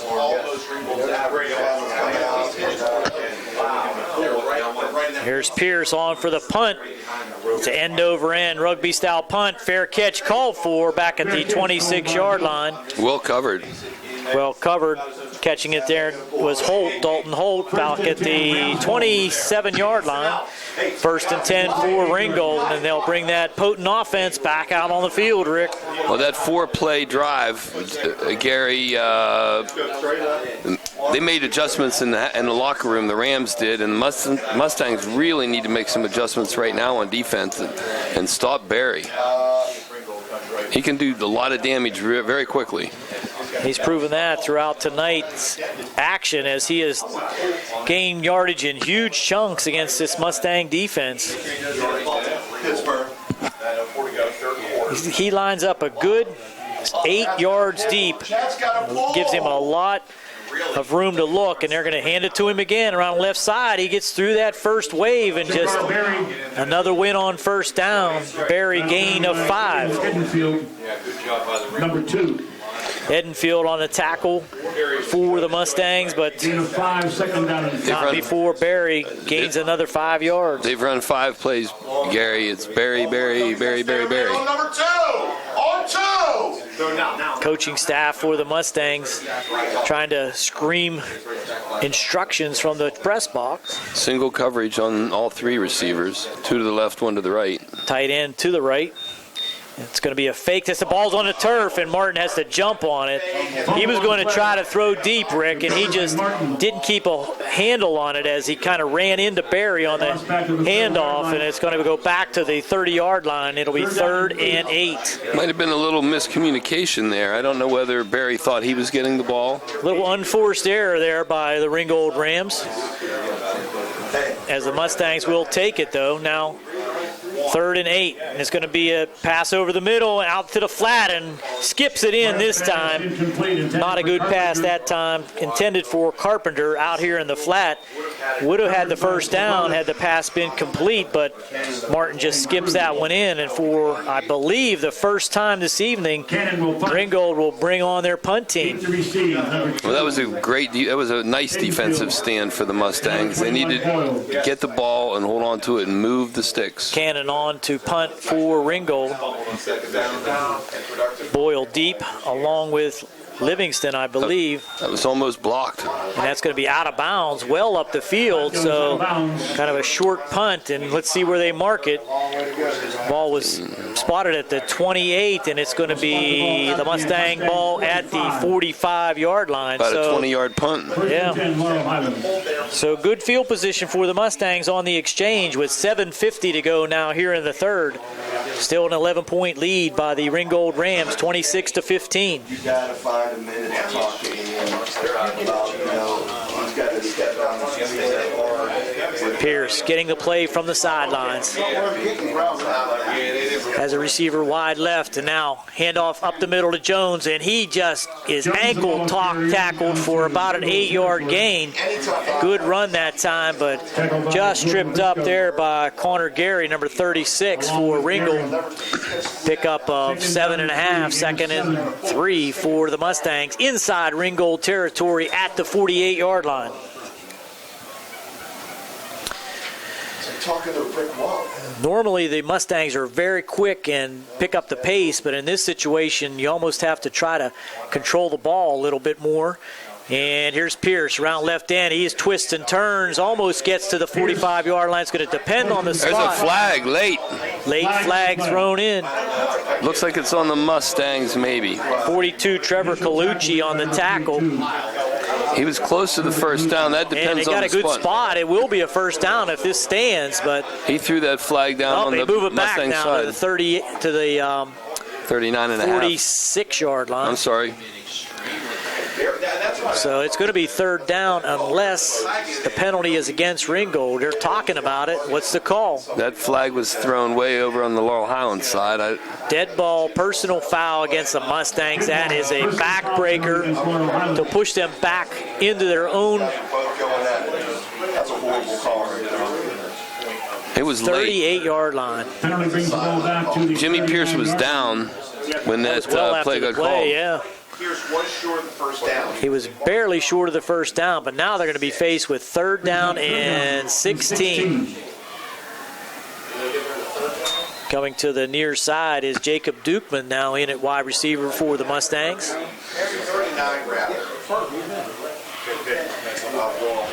Just what the Mustangs did not need. Pierce now back, looking over the middle, has a man, and that's caught.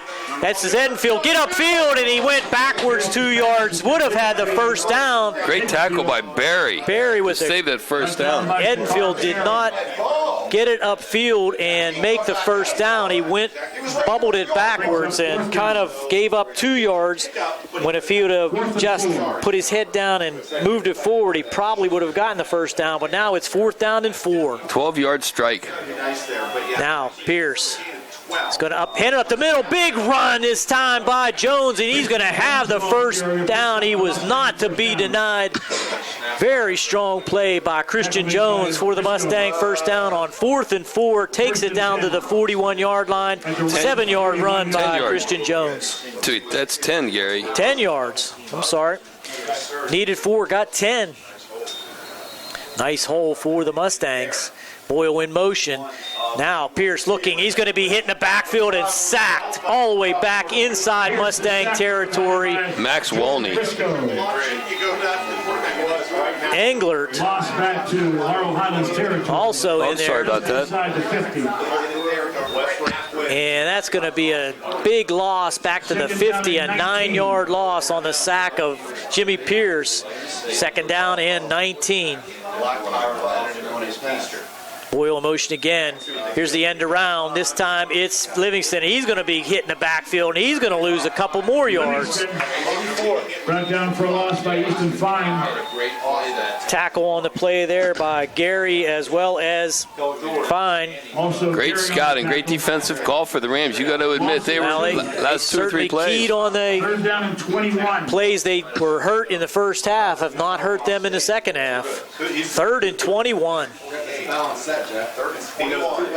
Pierce now looking over the middle, and this is Livingston. Oh, he had a one hand on it, didn't pull it in. Intended for number 25. Had an opportunity to go for it with both hands, Rick. I'm not sure why he just reached out with one hand. He hit him right where he needed to be, and that would have been a huge play into Ringgold territory, but off Chad's hands for a 4th down play now as Jimmy Pierce will go back into the punt formation. He tried to bring that ball in, and Octavius Vassar dragged his arm, and the ball fell. Here's Pierce. He'll get it away, another low liner, and that's going to bounce over the head. That was tipped by the runner for Ringgold. This is Holt, and he's going to be trapped way back inside his own territory at about the McKnight on the tackle, as well as Swartz back at the 13-yard line. 1st and 10, Ringgold. Tried to sweep to his left and ended up losing about 4 yards. 5:01 to go here now. Mustangs unable to put anything on the board here in the 3rd quarter so far, and Ringgold took that opening possession straight down the field to extend it out to an 11-point lead. Well, in the first half, Gary, and it seems to be a lot of the games, they move the ball well in the first half. They move the sticks, and in the second half, they just seem to have trouble. The other team makes adjustments. Going deep now, wide open out here in the flat, and nice catch, good 2 feet down. Martin pass and complete to David Carpenter for out to the 21-yard line, gain of about 7 on the play.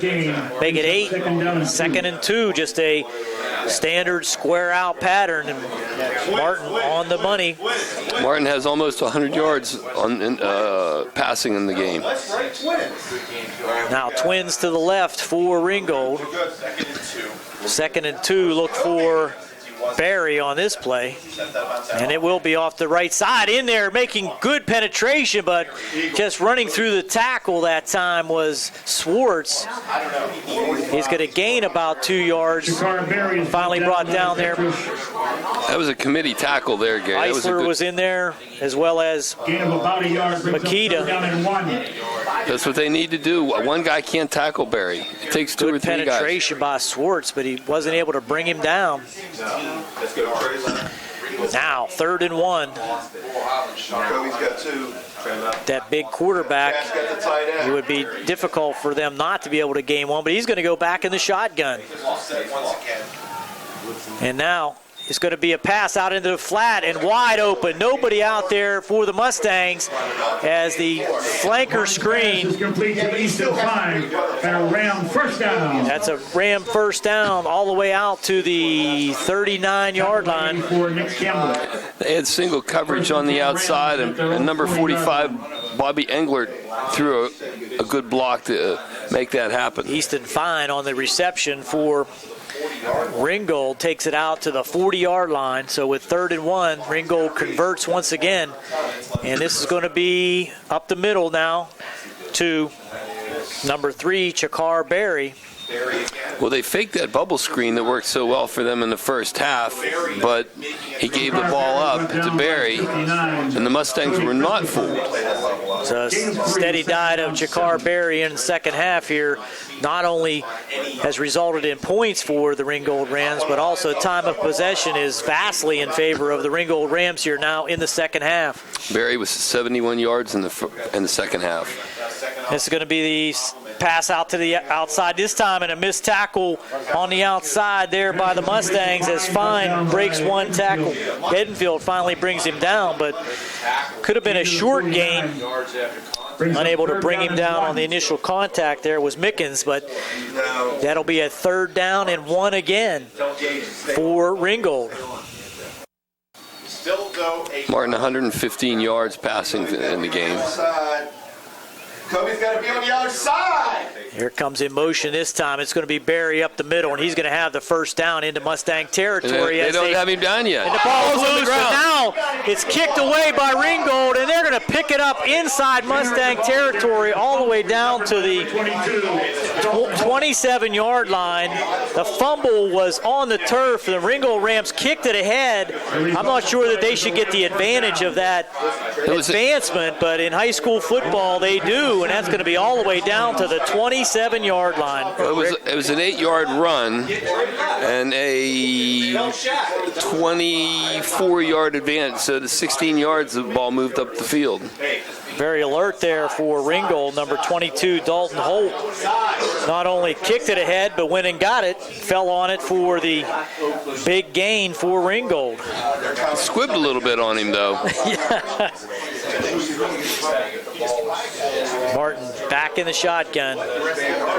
Has Barry behind him. No, Barry's another high step, high snap. Looking, has all day. Nobody on him now. Pass out in the flat, and it's caught out of bounds down at the 16-yard line.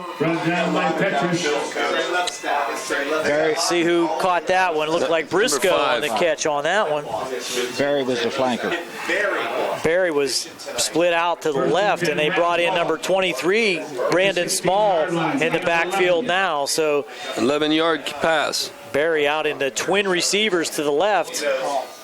There's only 2 Mustangs out there, so here's the play again, and it could be intercepted, and good catch on the defense, or good pickup on the defense by Mickens as he came forward, saw the same thing we saw on the quick screen out to Barry, an open field, trying to just get him loose one-on-one in that wide open field out to the left.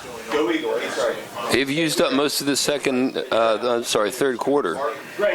2 minutes and 5 seconds to go on a stop clock here in the third. Ringgold deep in Mustang territory at the 16-yard line. Again, twins left, short receiver to the right. Big red zone stand. 2nd and 10. This is going to be faked again and out to the side and caught at about the 10-yard line. Brought down there by Mickens. Down to the 10. Complete to number 10, David Carpenter, down to the 10-yard line. It's going to be 3rd and 10. Mickens. With a flag. So I got a flag on the play here. Flag on the play. Let's see what we got. Holding on the offense. So that's going to push the Ringgold Rams back and make them redo 2nd down.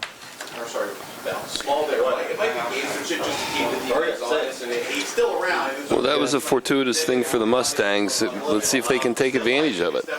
That hold must have been down at around the 16-yard line, so 10 yards back to the 26. 2nd down and 16, make it looks like 2nd down and about 19. They brought a number of receivers in. 22's coming solo. 2nd down and 20. All right, we got Holt will come to the right. Carpenter out to the left. Double wing now. Sends them in motion. Handoff up the middle, and the Mustangs are there this time. Barry on the carry. Hit there by Christopher initially, as well as Hunter Scott. So that keeps the clock running now. 3rd and 21. They're in no hurry, Gary. And as we saw in the first half, Ringgold is certainly in 4-down territory, having completed 2 huge 4th down completions in the first half. All right, check. Let's go laser. Martin now barking the signals. He's going to change a play now. He's going to change. There's 3 receivers out to the left and only 2 defenders for the Mustangs. So Martin will go back, look out in the flat, and he's going to be hit. Nice defensive play there. Easton Fine knocked away that time by Mickens, I believe. Great call by Mickens. Good coverage. Just came up and made contact at the same time the ball arrived, knocked it away from Fine that time. And here we go again, Rick. 4th down and 21. Well, you had a feeling he was going to go to a pass on the left there, Gary, with those 3 receivers and 2 defenders. Last 2 times he had 4th down, we had crossing patterns deep in Mustang territory. Mustangs need to get some pressure up the middle on the quarterback. Martin. Good. 3 wides. He's looking. Has all day. Now he's going to heave it down the side. He's out of bounds. Wow. All kind of green turf in front of him. Try to hit Barry on the sideline, and it goes out of bounds. Mustangs will take over on downs with 1:03 to go here in the 3rd. No score allowed that time against Ringgold deep in the Mustang territory. So Mustangs will take over 1st and 10. Barry was open. The ball was thrown a little bit behind him, and he had to turn around and just couldn't reel it in. He was inbounds and open. Martin saw him just at the last minute, just kind of rushed his throw. Now here's the pitch back again, trying to cut it up is Livingston, and there's nowhere for him to go. That was blown up by the quarterback. Absolutely. Cornerback, I'm sorry. Also, Trevor Colucci. Colucci and Gary on the tackle. They're going to lose about a half a yard on that play. Well, Mustangs have tried that play a couple times here in the second half without success. Going to the short side, it's tough, Gary. Now it's going to be Pierce himself, and he's going to be drugged down deep. There's a flag that's thrown in late. Could be a face mask against the Ringgold Rams as they grab Jimmy Pierce for the loss back in the Mustang backfield, at least 2 or 3 yards deep. And let's see what we have.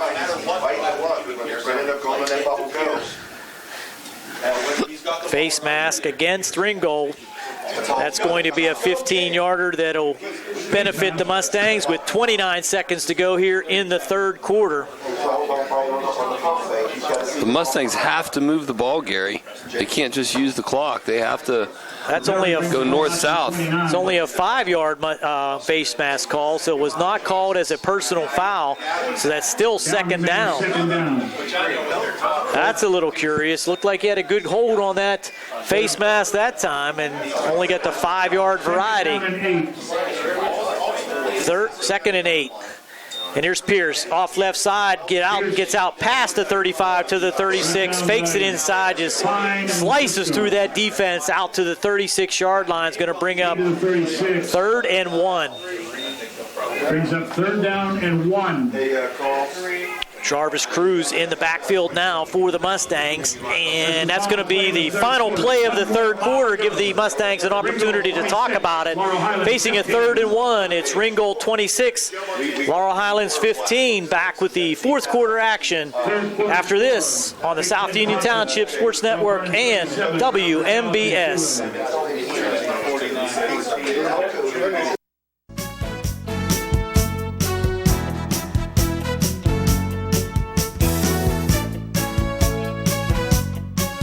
Central Cab, Coach USA, has been providing the highest quality motor coach charter and tour service to our community for over 39 years. Under the leadership of Dave Mansberry, President and General Manager, our experienced and professional drivers log over 3 million miles per year in our fleet of 57 modern motor coaches. Each coach offers plush interior with reclining seats, DVD players, and are all air-conditioned and restroom equipped. Central Cab is proud of their excellent safety record and has been awarded the highest rating from the United States military and federal Department of Transportation. Central Cab Company is the exclusive transportation provider for the athletic programs at West Virginia University, W&J College, Waynesburg University, and Marshall University, as well as the Washington Wild Things. Central Cab Tours can also plan your vacation. Call today to receive a copy of our tour brochure. With 53 tours ranging from day trips to Pittsburgh to a 9-day cross-country excursion, you are sure to find the perfect getaway. Don't forget to race to the back of our tour brochure for a look at the exciting NASCAR tours we offer. Central Cab Tours can also customize a group tour package for your organization or help with your fundraising goals. Call our staff to learn more. Remember, Central Cab Company will focus on the details so you can focus on the fun.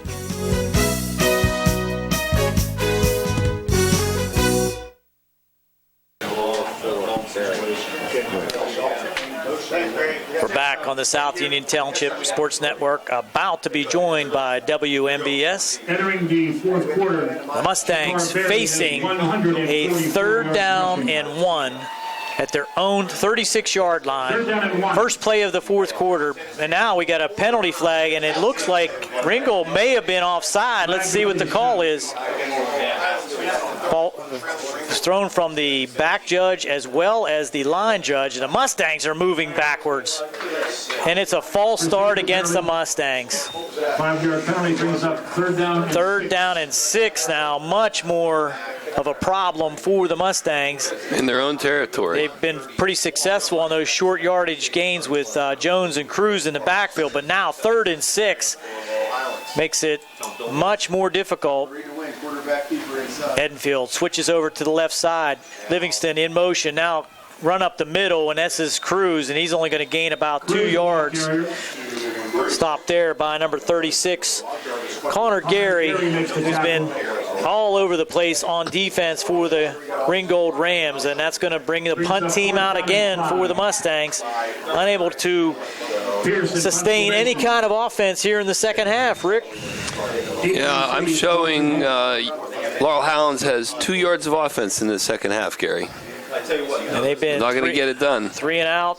They were the beneficiary of a penalty. They have a lot of negative plays, which is very uncharacteristic. Here's the end-over-end kick by Pierce. It's going to go out of bounds at about the 30-yard line, 31. Let's see where he's going to mark it. 35-yard line for Ringgold. 1st and 10, Ringgold ball. 1st and 10 for Ringgold as they thwart the offensive effort by the Mustangs to start the fourth quarter. 34-yard punt for Jimmy Pierce, no return. That's the key.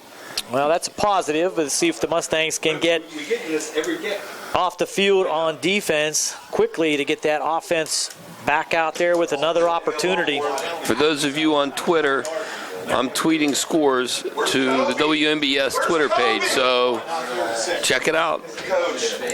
They've got twin receivers to the near side, the wide side of the field. Somebody's got to pull out of them. That's Carpenter as well as Barry, I believe. No, that's Tyree out here.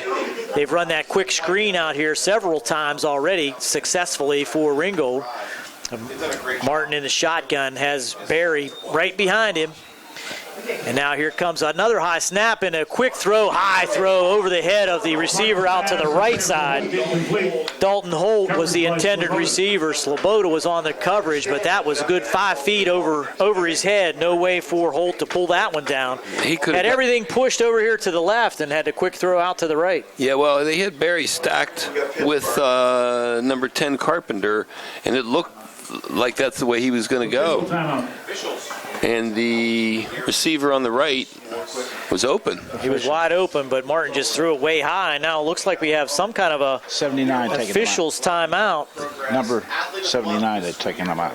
Looks like an injury for Dalen Penn for West Mifflin. Bringing him back out now. West Mifflin. It's Ringgold this week, Rick. What did I say? I said West Mifflin. Oh, no, well. 2nd and 10. We're back quickly as they get Penn right off the field. Email us info@msasports.net. Martin up the middle now, hit right as the handoff was made by number 84. Campbell just hit Barry as he took the handoff 5 yards deep in the backfield. It's 23. Well, that was not Barry that time. It was number 23 for Ringgold Small, Brandon Small. So they brought him in for one play. Now Barry's back in at the tailback position. It's going to be 3rd down and 10 as he did get back to the line of scrimmage. Martin now in the shotgun with Barry. 2 receivers down here to the short side. Up top is Fine. Wide to the right. And there's the fake. And there's Edenfield has a shot at him. And there's a pass down the middle to the slot receiver number 22, Dalton Holt, incomplete. Tipped there by McKnight as he was open right down the hash mark. Would have been clear sailing to the end zone at the last second. Tipped by McKnight, and he just saved a touchdown. Gary, that's Martin's 5th incompletion in a row. Just a little behind him and allowed the defender to get a tip on it. And Livingston deep to receive the punt. Livingston and Boyle. Now Boyle runs up for the fair catch and makes a sliding catch at the 39-yard line. Great catch there. Great catch there by Boyle. That would have saved about 20 yards. If that would have hit on the turf, it surely would have rolled a long way back into Mustang territory. They'll take over at the 40-yard line with 10:21 to go here in the 4th quarter. Ringgold still holding on to that 11-point lead, 26-15. Not only was it a good catch to avoid it from going 20 yards further, it was a good catch that he didn't fumble it, because the way he slid was kind of awkward. Didn't look like a comfortable slide, kind of half forward. Pierce in the pistol. Now fakes the inside handoff up the middle deep, and it's going to be picked off. Picked off there by Tyree. He has blockers at the 50-yard line. Just played center field, intended for Livingston down the right side hash mark. Playing center field from his safety position, Darius Tyree just coasted over to pick that one off. Well, the receiver ran a slant and ran a post play, and Jimmy tried to throw it over the top and didn't get everything on it, I guess. It was just not high enough as Tyree just played it perfectly. He caught it at the highest point, and he was the only one who really had a shot at it. Yeah, and he threw into double coverage there. That was he's trying to stretch, trying to get down the field, trying to make something happen. If the receiver catches that ball, it's a touchdown. Now, Ringgold quickly back out on offense. He's going to go deep, looking, has a man open, deep, and it's a call, and there's going to be a flag on the play. They're going to call interference on Sloboda. As he was running stride for stride with the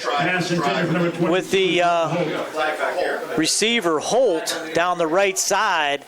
And that's going to be a 15-yard penalty, an automatic first down for the interference call. That would have been down at about the 13-yard line. But they're talking about it. They really didn't need to interfere with that one because the referees are talking a little bit long. Let's see what the call is. Nobody's moving. They're going to call pass interference against the Mustangs. Against Laurel Highlands, 15 yards. You're right, though, Rick. It looked like they were discussing whether or not that was catchable. Remember, Gary, it's not a spot foul. Right, it's 15 yards. 15 yards. That's going to take it into Mustang territory down to the 36-yard line. Sloboda had him covered down. It was good. There was just a little extracurricular hand action there in the down around the 15-yard line, just as the pass was coming down.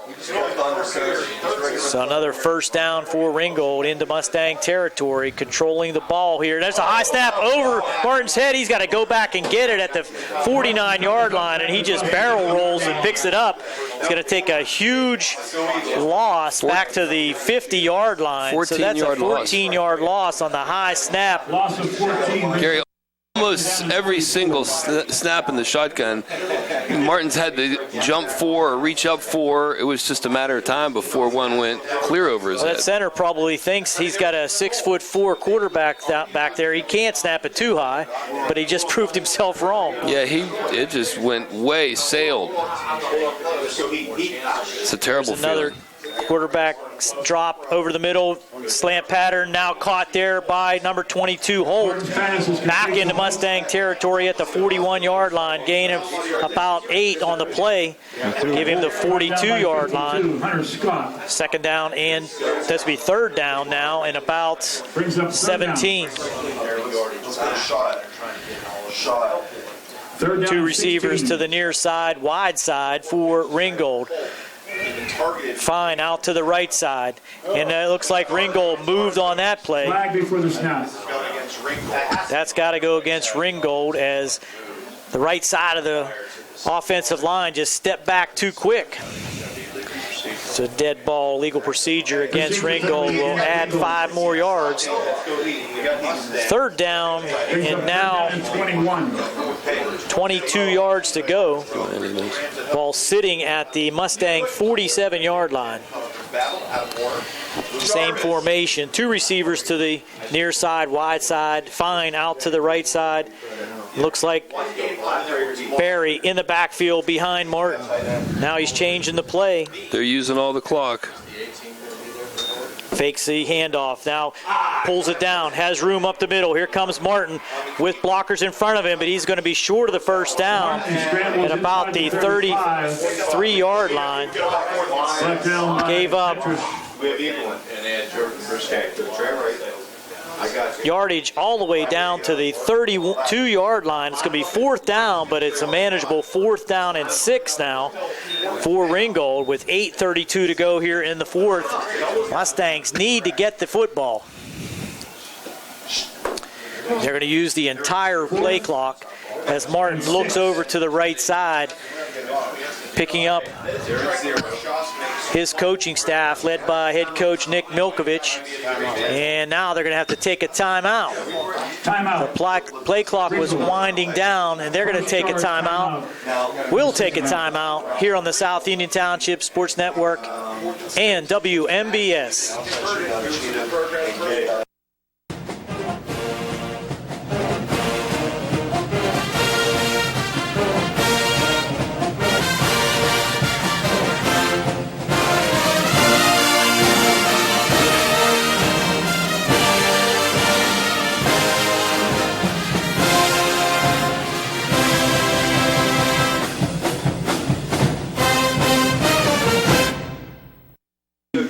Back on the South Union Township Sports Network and WMBS. 8:13 to go here in the fourth quarter. It's 4th down and 6. Ball sitting at the Mustang 37-yard line. 4th down and 6. Ringgold still leading 26-15. What's he doing? Referee still trying to straighten things out here after the timeout. Scores courtesy WMBS. Now we're ready for action. Yeah, was part of a two-way back movement saw inside leverage. Martin will be in the shotgun. He's still looking across to the right side. Why is the clock? The clock was a timeout. The clock can't start. We didn't take a timeout, did we? Yeah, we did. It was a timeout, and now they were winding the clock, which makes no sense. The clock didn't start. It didn't start, and that was the appropriate thing to do. Why would it start after a timeout? That is not the correct call.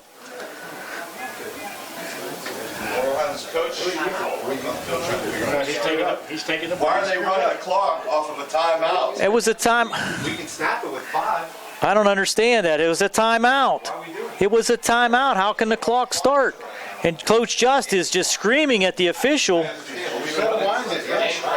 giving them an extra timeout. Why are you running the clock and you let them? And it is now we're inside 8 minutes. The clock is running. Ringgold clearly took a timeout. That is not. It is completely unbelievable that they're going to take this. Now they're going to take a timeout. Unbelievable. Timeout Ringgold, second shot at timeout. How can that happen? 45 seconds ran off that. It was at 8:13. Ringgold called a timeout. They came back out on the field. The referee started the clock for some unknown reason. The clock's now down to 7:47, and then Ringgold calls another timeout. It should be 8:13 on the clock, and the official really can't. I'm having trouble understanding this. It's not the scorekeeper's fault. It's not the guy that. Smith, Lewis, and Chess, financial advisors of Uniontown, would like to wish the Laurel Highlands Mustangs football team and their coaches to have a successful season this year. Go Mustangs!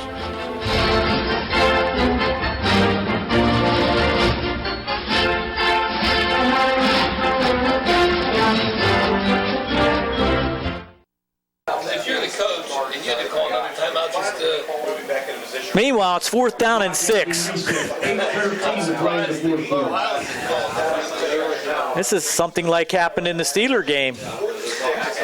4th down and 6 now. Everyone's confused, so it's probably going to be an easy play for Ringgold. He goes straight back, looks deep, down the middle, wide open, but overthrown. Martin's pass intended for number 84, Easton Fine, and the Mustangs will take over with 8:09 to go here in the 4th quarter at the 37-yard line, still trailing 26-15. Yeah. He tried to touch it in there instead of singing it in there on the line. He didn't come. And threw it past him. Took a while, but I believe we finally did get it right. Fine was open. Just a short post down the middle. He was wide open. This is going to be Jones up the middle. Nowhere to go. Late hit in there. There's a flag. Just no reason for that as Barry came just charging in. With play was well over. The whistle had blown, and he not only hit him late, he speared him. Get out of there, Dylan. Penalty against Laurel Highlands. 2 flags. Now we're going to have an extra flag thrown into the mix. Dead ball, personal foul against Ringgold. And that's going to be a 15-yard for a late hit. Unnecessary there by Shakar Berry, just overzealous trying to finish off Jones, the running back. 1st and 10 now, Mustangs at their own 48-yard line. All kind of strange occurrences happening here in the 4th, Rick. Mustangs desperately needing to put something up on the scoreboard, though.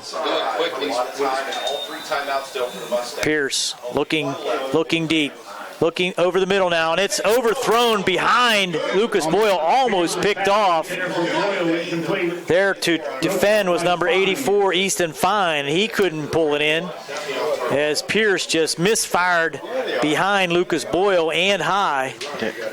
Almost another pull back just a little bit. Okay, good. Interception for Ringgold. Good. 2nd down and Perfect. 10. It's going to be Jones up the middle, fake, and Pierce. Upended at the 43-yard line, close to the 1st down. He went head over heels on the low tackle there by Barry, but that extra little flip might have given him the 1st down. Now they spotted it short. I don't know why they spotted it back there. He clearly flipped over to the 43, 44-yard line. He moved it all the way back to the 45. Now Pierce will cut it up, and he will have the 1st down this time. Takes it down the line to the left and just breaks it up to the 42-yard line for the 1st down. Tackle again by Barry. 1st and 10 at the 42-yard line. They're not real quick on moving the sticks as the clock has yet to start. Now it's set. Here goes. Now what do we have? A flag? What is the flag? I guess they started before he gave him the clear to play. Delay of game, meaning they snapped the ball before the official gave him the clear to play. Jimmy Pierce just a little over anxious there. Didn't wait for him to set the down markers, called for the snap, and the referee calls for the delay of game in that the snap was made before the ball was set. Now we're going to have a dead ball, unsportsmanlike conduct against the Mustangs. There must have been some jawing there. 65. And that's going to set them back 15 more. Exactly what the Mustangs did not want. Even though he's right, Mustangs had the ball 1st and 10 at the 42-yard line. Now they have it 1st and 29 all the way back at the Mustang 38-yard line. Start the clock with 7:17 to go. Bizarre events here at Joe Montana Stadium. Here's Jimmy Pierce. He's going to pull it down and take it up the field. Runs over one defender for...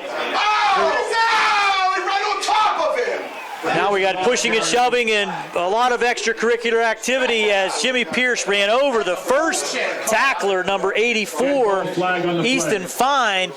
And now coaches are out on the field pulling players back as all kind of extracurricular activity has ensued. And there's another flag.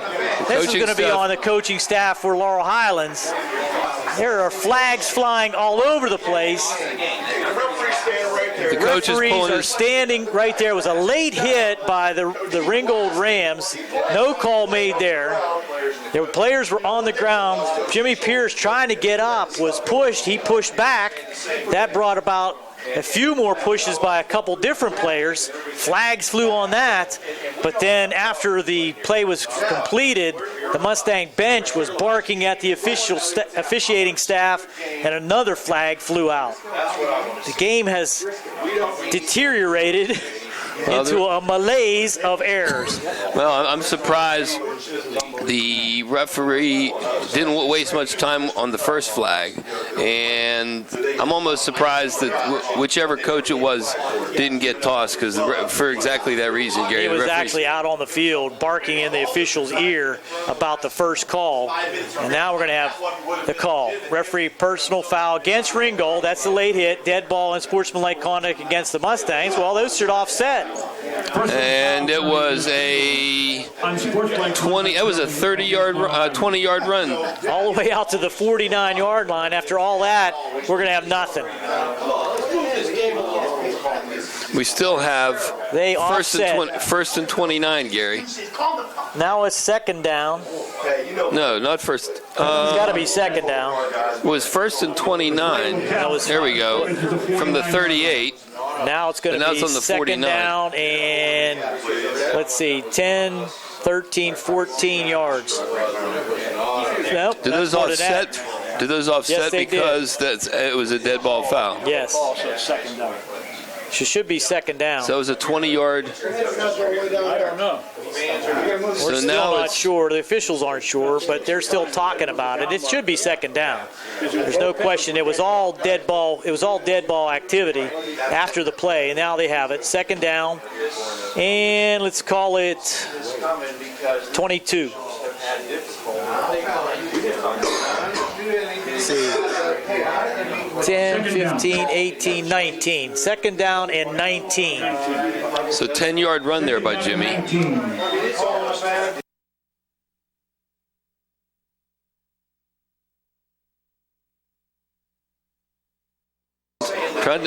Trying to figure out. Well, the official is in the Ringgold huddle. I think he's giving them a lecture on how to finish this game. He's also been in the Laurel Highlands huddle. I think he's telling everyone there's going to be no more extracurricular activity. Something happens, you're going to get thrown out of the game. The leash is very short right now. So, I believe we're ready to play football. They have second. Oh, okay. Second and 19. With 6:58 left in the fourth quarter. Pierce, 3 steps back, looking deep. Has a man down the right side, and that's got to be an interference. He pushed him out of bounds. Pierce's pass intended for Livingston. They're calling it Intended incomplete. for Livingston. He was out of bounds early, though. I think he was already out of bounds. So I would say that was a clean defensive play by the Ringgold Rams as Livingston was coming down the right side. It looked like he stepped out of bounds at about the 25-yard line. Really had no chance to catch it either. No, but there was So double. it's going to be 3rd down and 19. It was double coverage again. They're dropping back 7. And Mustangs, they're going to facing pressure over the middle, and that's going to be caught there by Jones, and he just tripped up. Pass is complete to Jones. Complete to Jones at the 45-yard line under extreme pressure. He was going back at least 20 yards. It's going to bring up 4th down and Probably 13. 4th down and 14 yards to go. 14 yards on the 46-yard line. gain of 5 on the completion to Jones. Pierce now fakes a pitch, rolls, looking, tries to heave it down deep. It's going to be picked off by Ringgold, and they probably should have just let that fall as the ball's going to be down inside the 10-yard line, intercepted by number 22, Dalton Holt. But that was 4th down, and the Ringgold would have taken over up at about the 40-yard line, 45-yard line. So Holt with a nice interception, but ill-advised interception. Well, Jimmy was being pursued, and he was going backwards. He didn't get a chance to set his feet, and he threw it off his back foot and threw it straight up in the air. Really had nothing to lose, though, by heaving it down there. No, he had to do that. If he didn't, trailing by 11 with 6:05 to go. Yeah, Ringgold would have got the ball on the 40-yard line. Instead, it was almost like a punt. So that ball actually is spotted at the 14-yard line. Another high snap and hand off to Barry. He tries to break out to the left side, and he does, still on his feet. Brought down by 3 Mustangs at that point. No gain on the play. Gary, I would look for the Rams to... Swartz in on the tackle. Another flag's thrown. What do we got here now? I would look for the Rams to use every second of the play clock. There's 5:50 left to go. If they can make a couple first downs. Well, that would be the smart thing to do, but it looks like we're still going to have extracurricular activity and flags, and I'm not sure what the call is going to be here. I didn't see. It's going to be against Ringgold. I believe it's against Ringgold.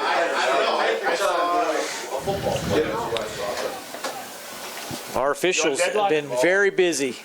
Personal foul against Ringgold. And he's ejected. That's Barry. He went off the field, so he must have said something or done something after the play. He pushed him. He is out of the game. He pushed the guy. So Chakar Barry, who has been the juggernaut on the offense for Ringgold, has been ejected from the game with 5:51 to go here in the fourth. Half the distance to the goal is the penalty back to the 8-yard line. That's 2nd down after the dead ball foul. And now off the right side comes Holt. Small ball carrier. That ends Barry's night. 17 Small, carries. that's Brandon Small on the carry, number 23, and he's going to pick up that penalty yardage back out to the 17-yard line. 3rd down and 9. He looks like the same build as Barry, and he seems very fast. They're Gary. almost like clones. He can't play next week. He can't play next week, being ejected. Chakar Barry cannot play next week. That's you right. Get Once he gets ejected, he can't play next week. So 3rd and 9, big play again for the Mustangs. It's going to be off the right side again. Small on the carry. Tackle by Eisler. There by Eisler. That's going to bring up 4th down with 4:56 on a running clock, and very slowly the Ringgold Rams will bring out the punt team. We haven't called Eisler's name very much. They've really isolated him and neutralized him. Deep to receive. Livingston and Lucas Boyle. Livingston and Boyle deep for the Mustangs. They're going to let this play clock go down as far as they can. Looking at the clock. Clock under 4 minutes and 30 seconds to go, and the Mustangs needing 2 possessions to score twice, trailing by 11. They may take the delay of game call. That'd be the smart thing to do. Well, now what did they call a timeout? So timeout Ringgold with 4:15 to go here in the fourth quarter. The Rams on top, 26-15. Back with the final 4 minutes and 15 seconds here on WMBS and the South Union Township Sports Network.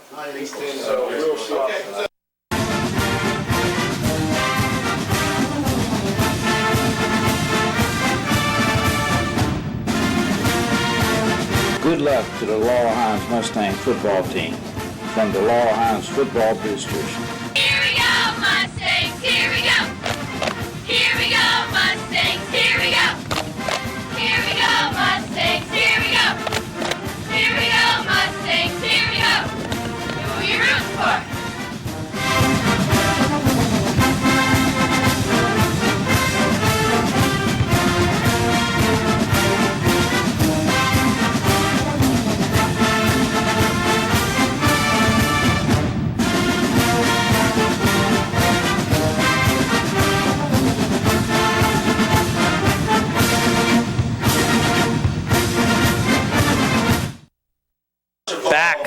On WMBS and the South Union Township Network. Cannon in the punt for Ringgold. Again, Boyle and Livingston deep to receive. Mustangs have 7 men up on the line trying for the block, and it's a low line drive kick. Takes a hop. Livingston picks it up at the 48-yard line, gets to the sideline on the right side, hurdles one tackler and pushed out of bounds at about the 43-yard line. Livingston on the return into Ringgold territory at the 42-yard line. On the stop. Small on the stop for the Rams, but Livingston just hurdling tacklers out of bounds at the 43-yard line, 42-yard line. And that got the Laurel Highlands sideline all amped up. Everybody's charged up now. They better strike quick, though. They're not giving up. Now here's Pierce looking deep again over the middle, and it's going to be caught by Livingston, I believe. Another little extracurricular activity, but nothing called there as Tyree made the tackle out of bounds. First down for the Mustangs down to the 30-yard line. Quick out pattern by Livingston. Stops the clock with 4:01 to go. Ball placed at the 31. Cruz in the backfield with Pierce. Handoff up the middle. Fake. This is Pierce around the left side and stumbling inside the 25 to about the 23-yard line. Gain of about 8. Gary, do you realize that was Livingston's second catch of the game? Well, they've been trying to get him in the game, and they've used him a lot in the run game, surprisingly. Second down and 2. Livingston back looking. Now he's stepping out and he stumbles and falls down back at the 32-yard line. Was trying to get himself out of the oncoming rush by the Ringgold Rams and just stumbled back at the 34-yard line. That's going to make it third down and 12. Now he's looking. Now he's going to run this time up the middle, and he's going to go out to the right side, cuts it out to the left, is tackled at about the 27-yard line. Pierce pulled it in as he could not find anybody deep. Brings up fourth down and call it 6. Picked up 7 on that run. Clock running down at 2:52 to go. Another fourth down play for the Mustangs. Here's Pierce, back deep. Has a man in Livingston. He pulls it in at the 4-yard line. What a catch by Chad Livingston. Just grabbed it over top of the defender. Back there defending for Ringgold was number 22, Dalton Holt. And he just pulled it right off the top of his helmet. 26-yard pass. Now, Jimmy Pierce had time to set and throw. He saw Livingston. Down the right side, out of bounds at the 2-yard line with 2:41 to go. Stopped clock, up the middle to Pierce, fakes, goes around the right side. Touchdown, Laurel Highlands, as Jimmy Pierce goes in untouched from the 2-yard line with 2:38 to go. It's not over yet, Rick. No, that's Jimmy's third touchdown. Jimmy has 24 carries for 84 yards. Down by 5. Laurel Highlands will Mustangs may try to go for 2 here to cut it to 3. They will. Pierce in the pistol, sends Sloboda in motion. Quick pitch out. We have a flag, and it's going to be a motion call against the Mustangs. Wow. Yoy. It was wide open, too. Sloboda was going to walk into the end zone on the quick pitch. I could have made that run, Gary. He was that wide open. Well, maybe not. Well, maybe not. That's going to push it back 5. Now it's going to be 2-point conversion attempt from the 8-yard line. He's going to go straight back under pressure. Trying to get away. Gets away from 1 tackler. Now 2. He's still on his feet. Throws it down into the end zone. Incomplete. Pierce was spun around 3 times by defenders by Ringgold. Finally got away from the last one and was able to heave it towards the end zone. But Boyle was open. But he couldn't get it to him. He was out of juice. Well, it was worthwhile. When you have a kicker like Litza, you take that chance to get the 2 and then the field goal. 26-21, 2:38 to go. Back on WMBS and the South Union Township Sports Network.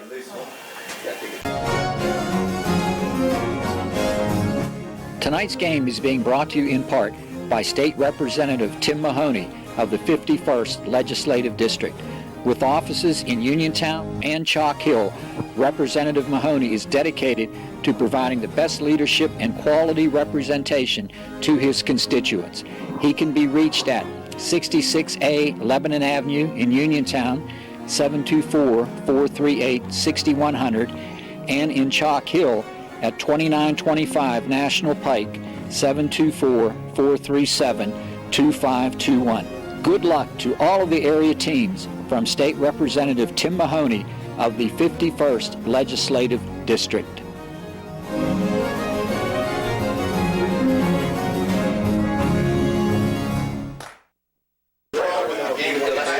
We're back on the South Union Township Sports Network.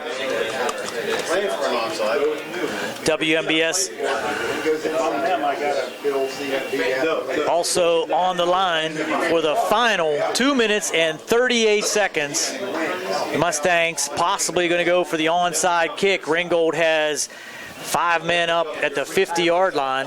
I would say maybe just kick a squibber or kick it right over the first 2 lines and maybe have a better chance for the onside kick. And there it is, 2 bounces, and it's followed upon by the Ringgold Rams number 1, Tyree at the 42-yard line. So not a fortuitous bounce there by the Mustangs. Laurel Highlands still has 3 timeouts, though.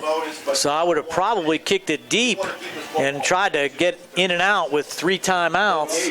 But now they've set Ringgold up with pretty good field position. They still can use those 3 timeouts. I would imagine they're going to be ripping at that ball, Gary, trying to get a turnover. 2:37 to go. Still another high snap, and up the middle, hit right in the line by Petrus. Timeout called by Laurel Highlands. So that's their first timeout. They do have 2 left. And with that timeout, we're going to take our last timeout here on WMBS and the South Union Township Sports Network.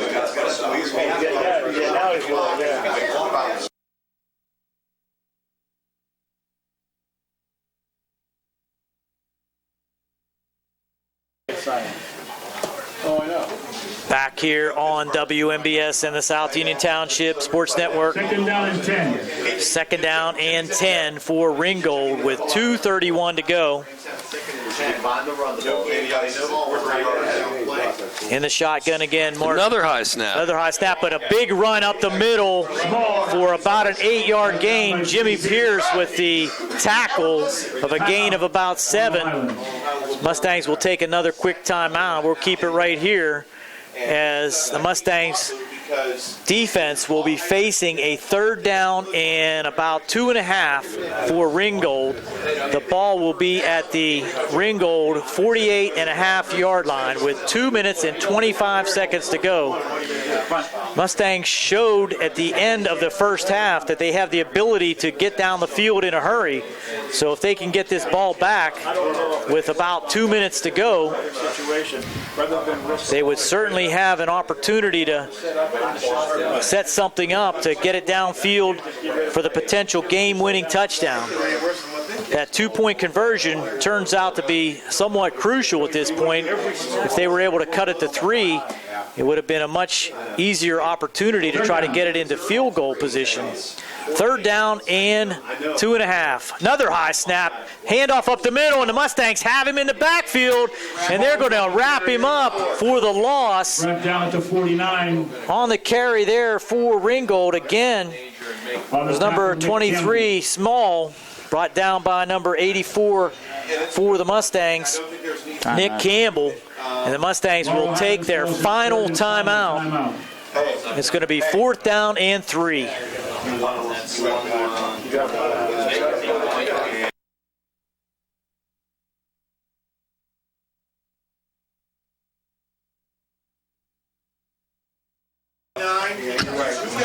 Cannon does come on for the punt team, and the Mustangs will send 7 men up on the line. Look for the fake for the Mustangs. Boyle will go back, but Cannon is in there in punt formation. Good snap. He gets it away.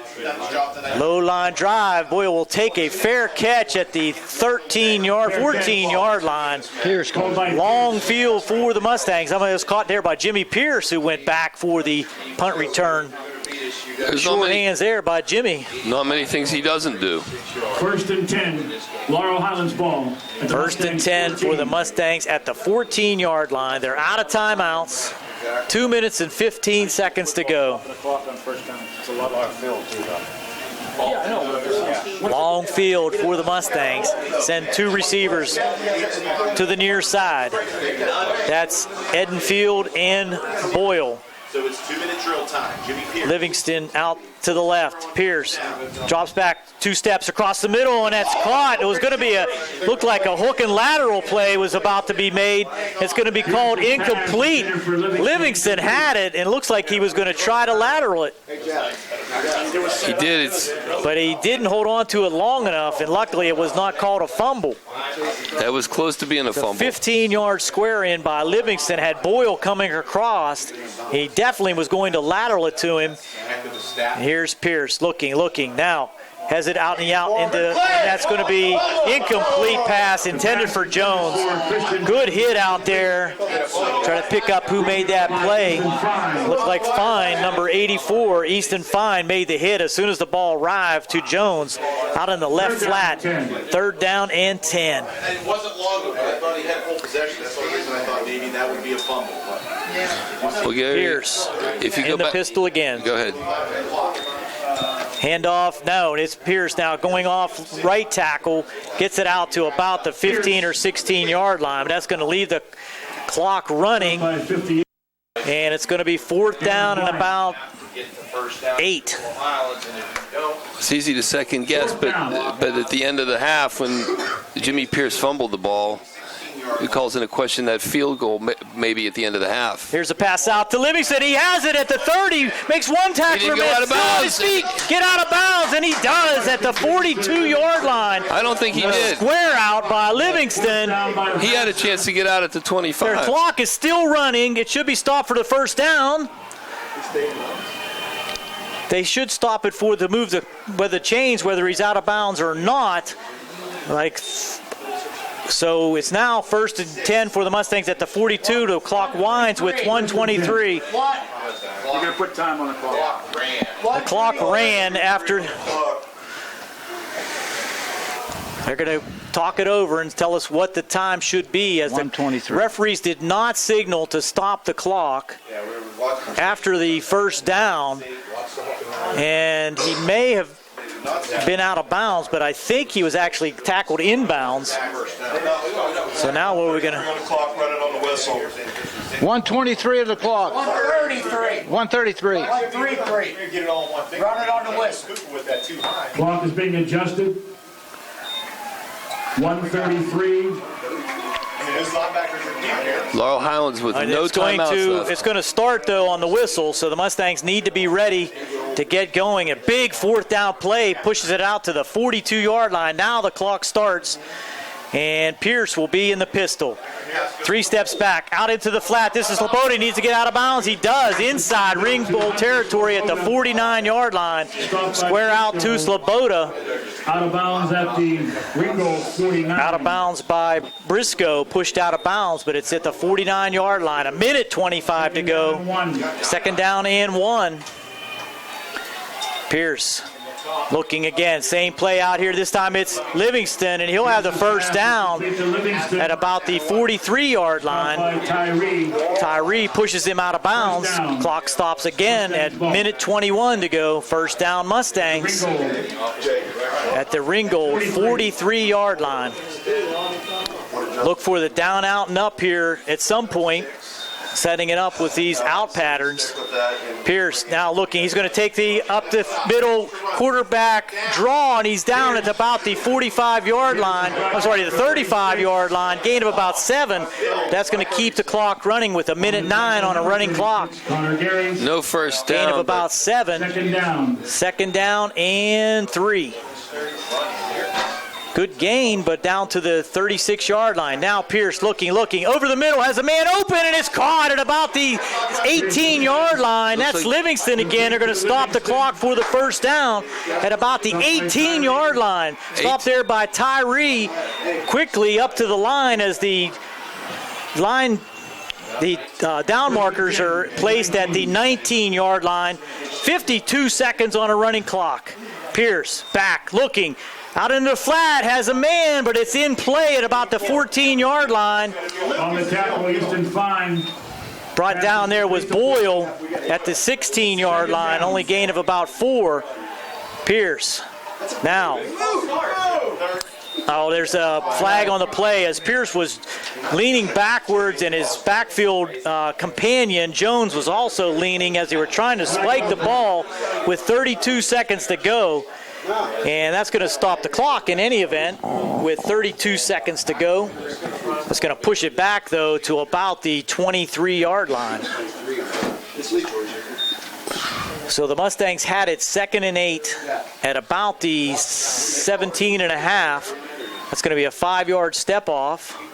Back out to the... Why did they move it that far back? I'm not sure. They put 10 yards back? Intentional grounding. Intentional grounding on the play, loss of down. I don't understand that call. Are we losing control inside of 30 seconds? Come on. Let's hope not. The ball was at the 28-yard line. The only thing I can think is that you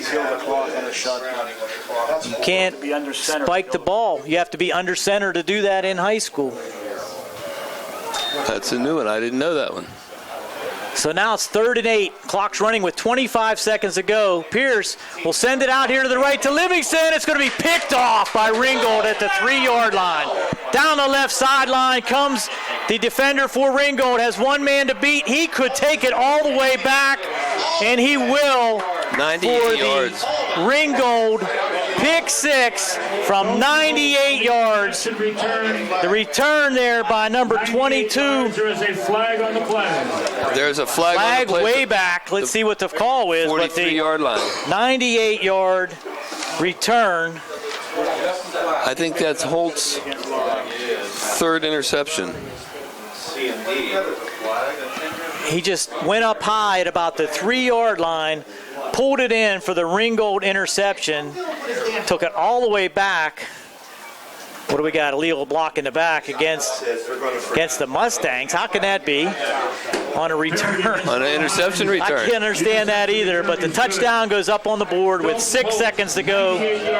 Holt, a 98-yard interception return for the Ringgold Rams. to put this one out of reach at 32-21. Mustangs threatening deep in Ringgold territory. Late again, just cannot pull it off here at Joe Montana Stadium. On for the extra point, the inconsequential, meaningless extra point, is Romano to add on here with 6 seconds to go. There's a kick, and it's blocked again. The point after attempt is no good. Kick is no good. 6 seconds to So the play. score will remain Ringgold 32, Ringgold 21. 32, Laurel Highlands 21. We'll have one last kickoff with 6 seconds to go.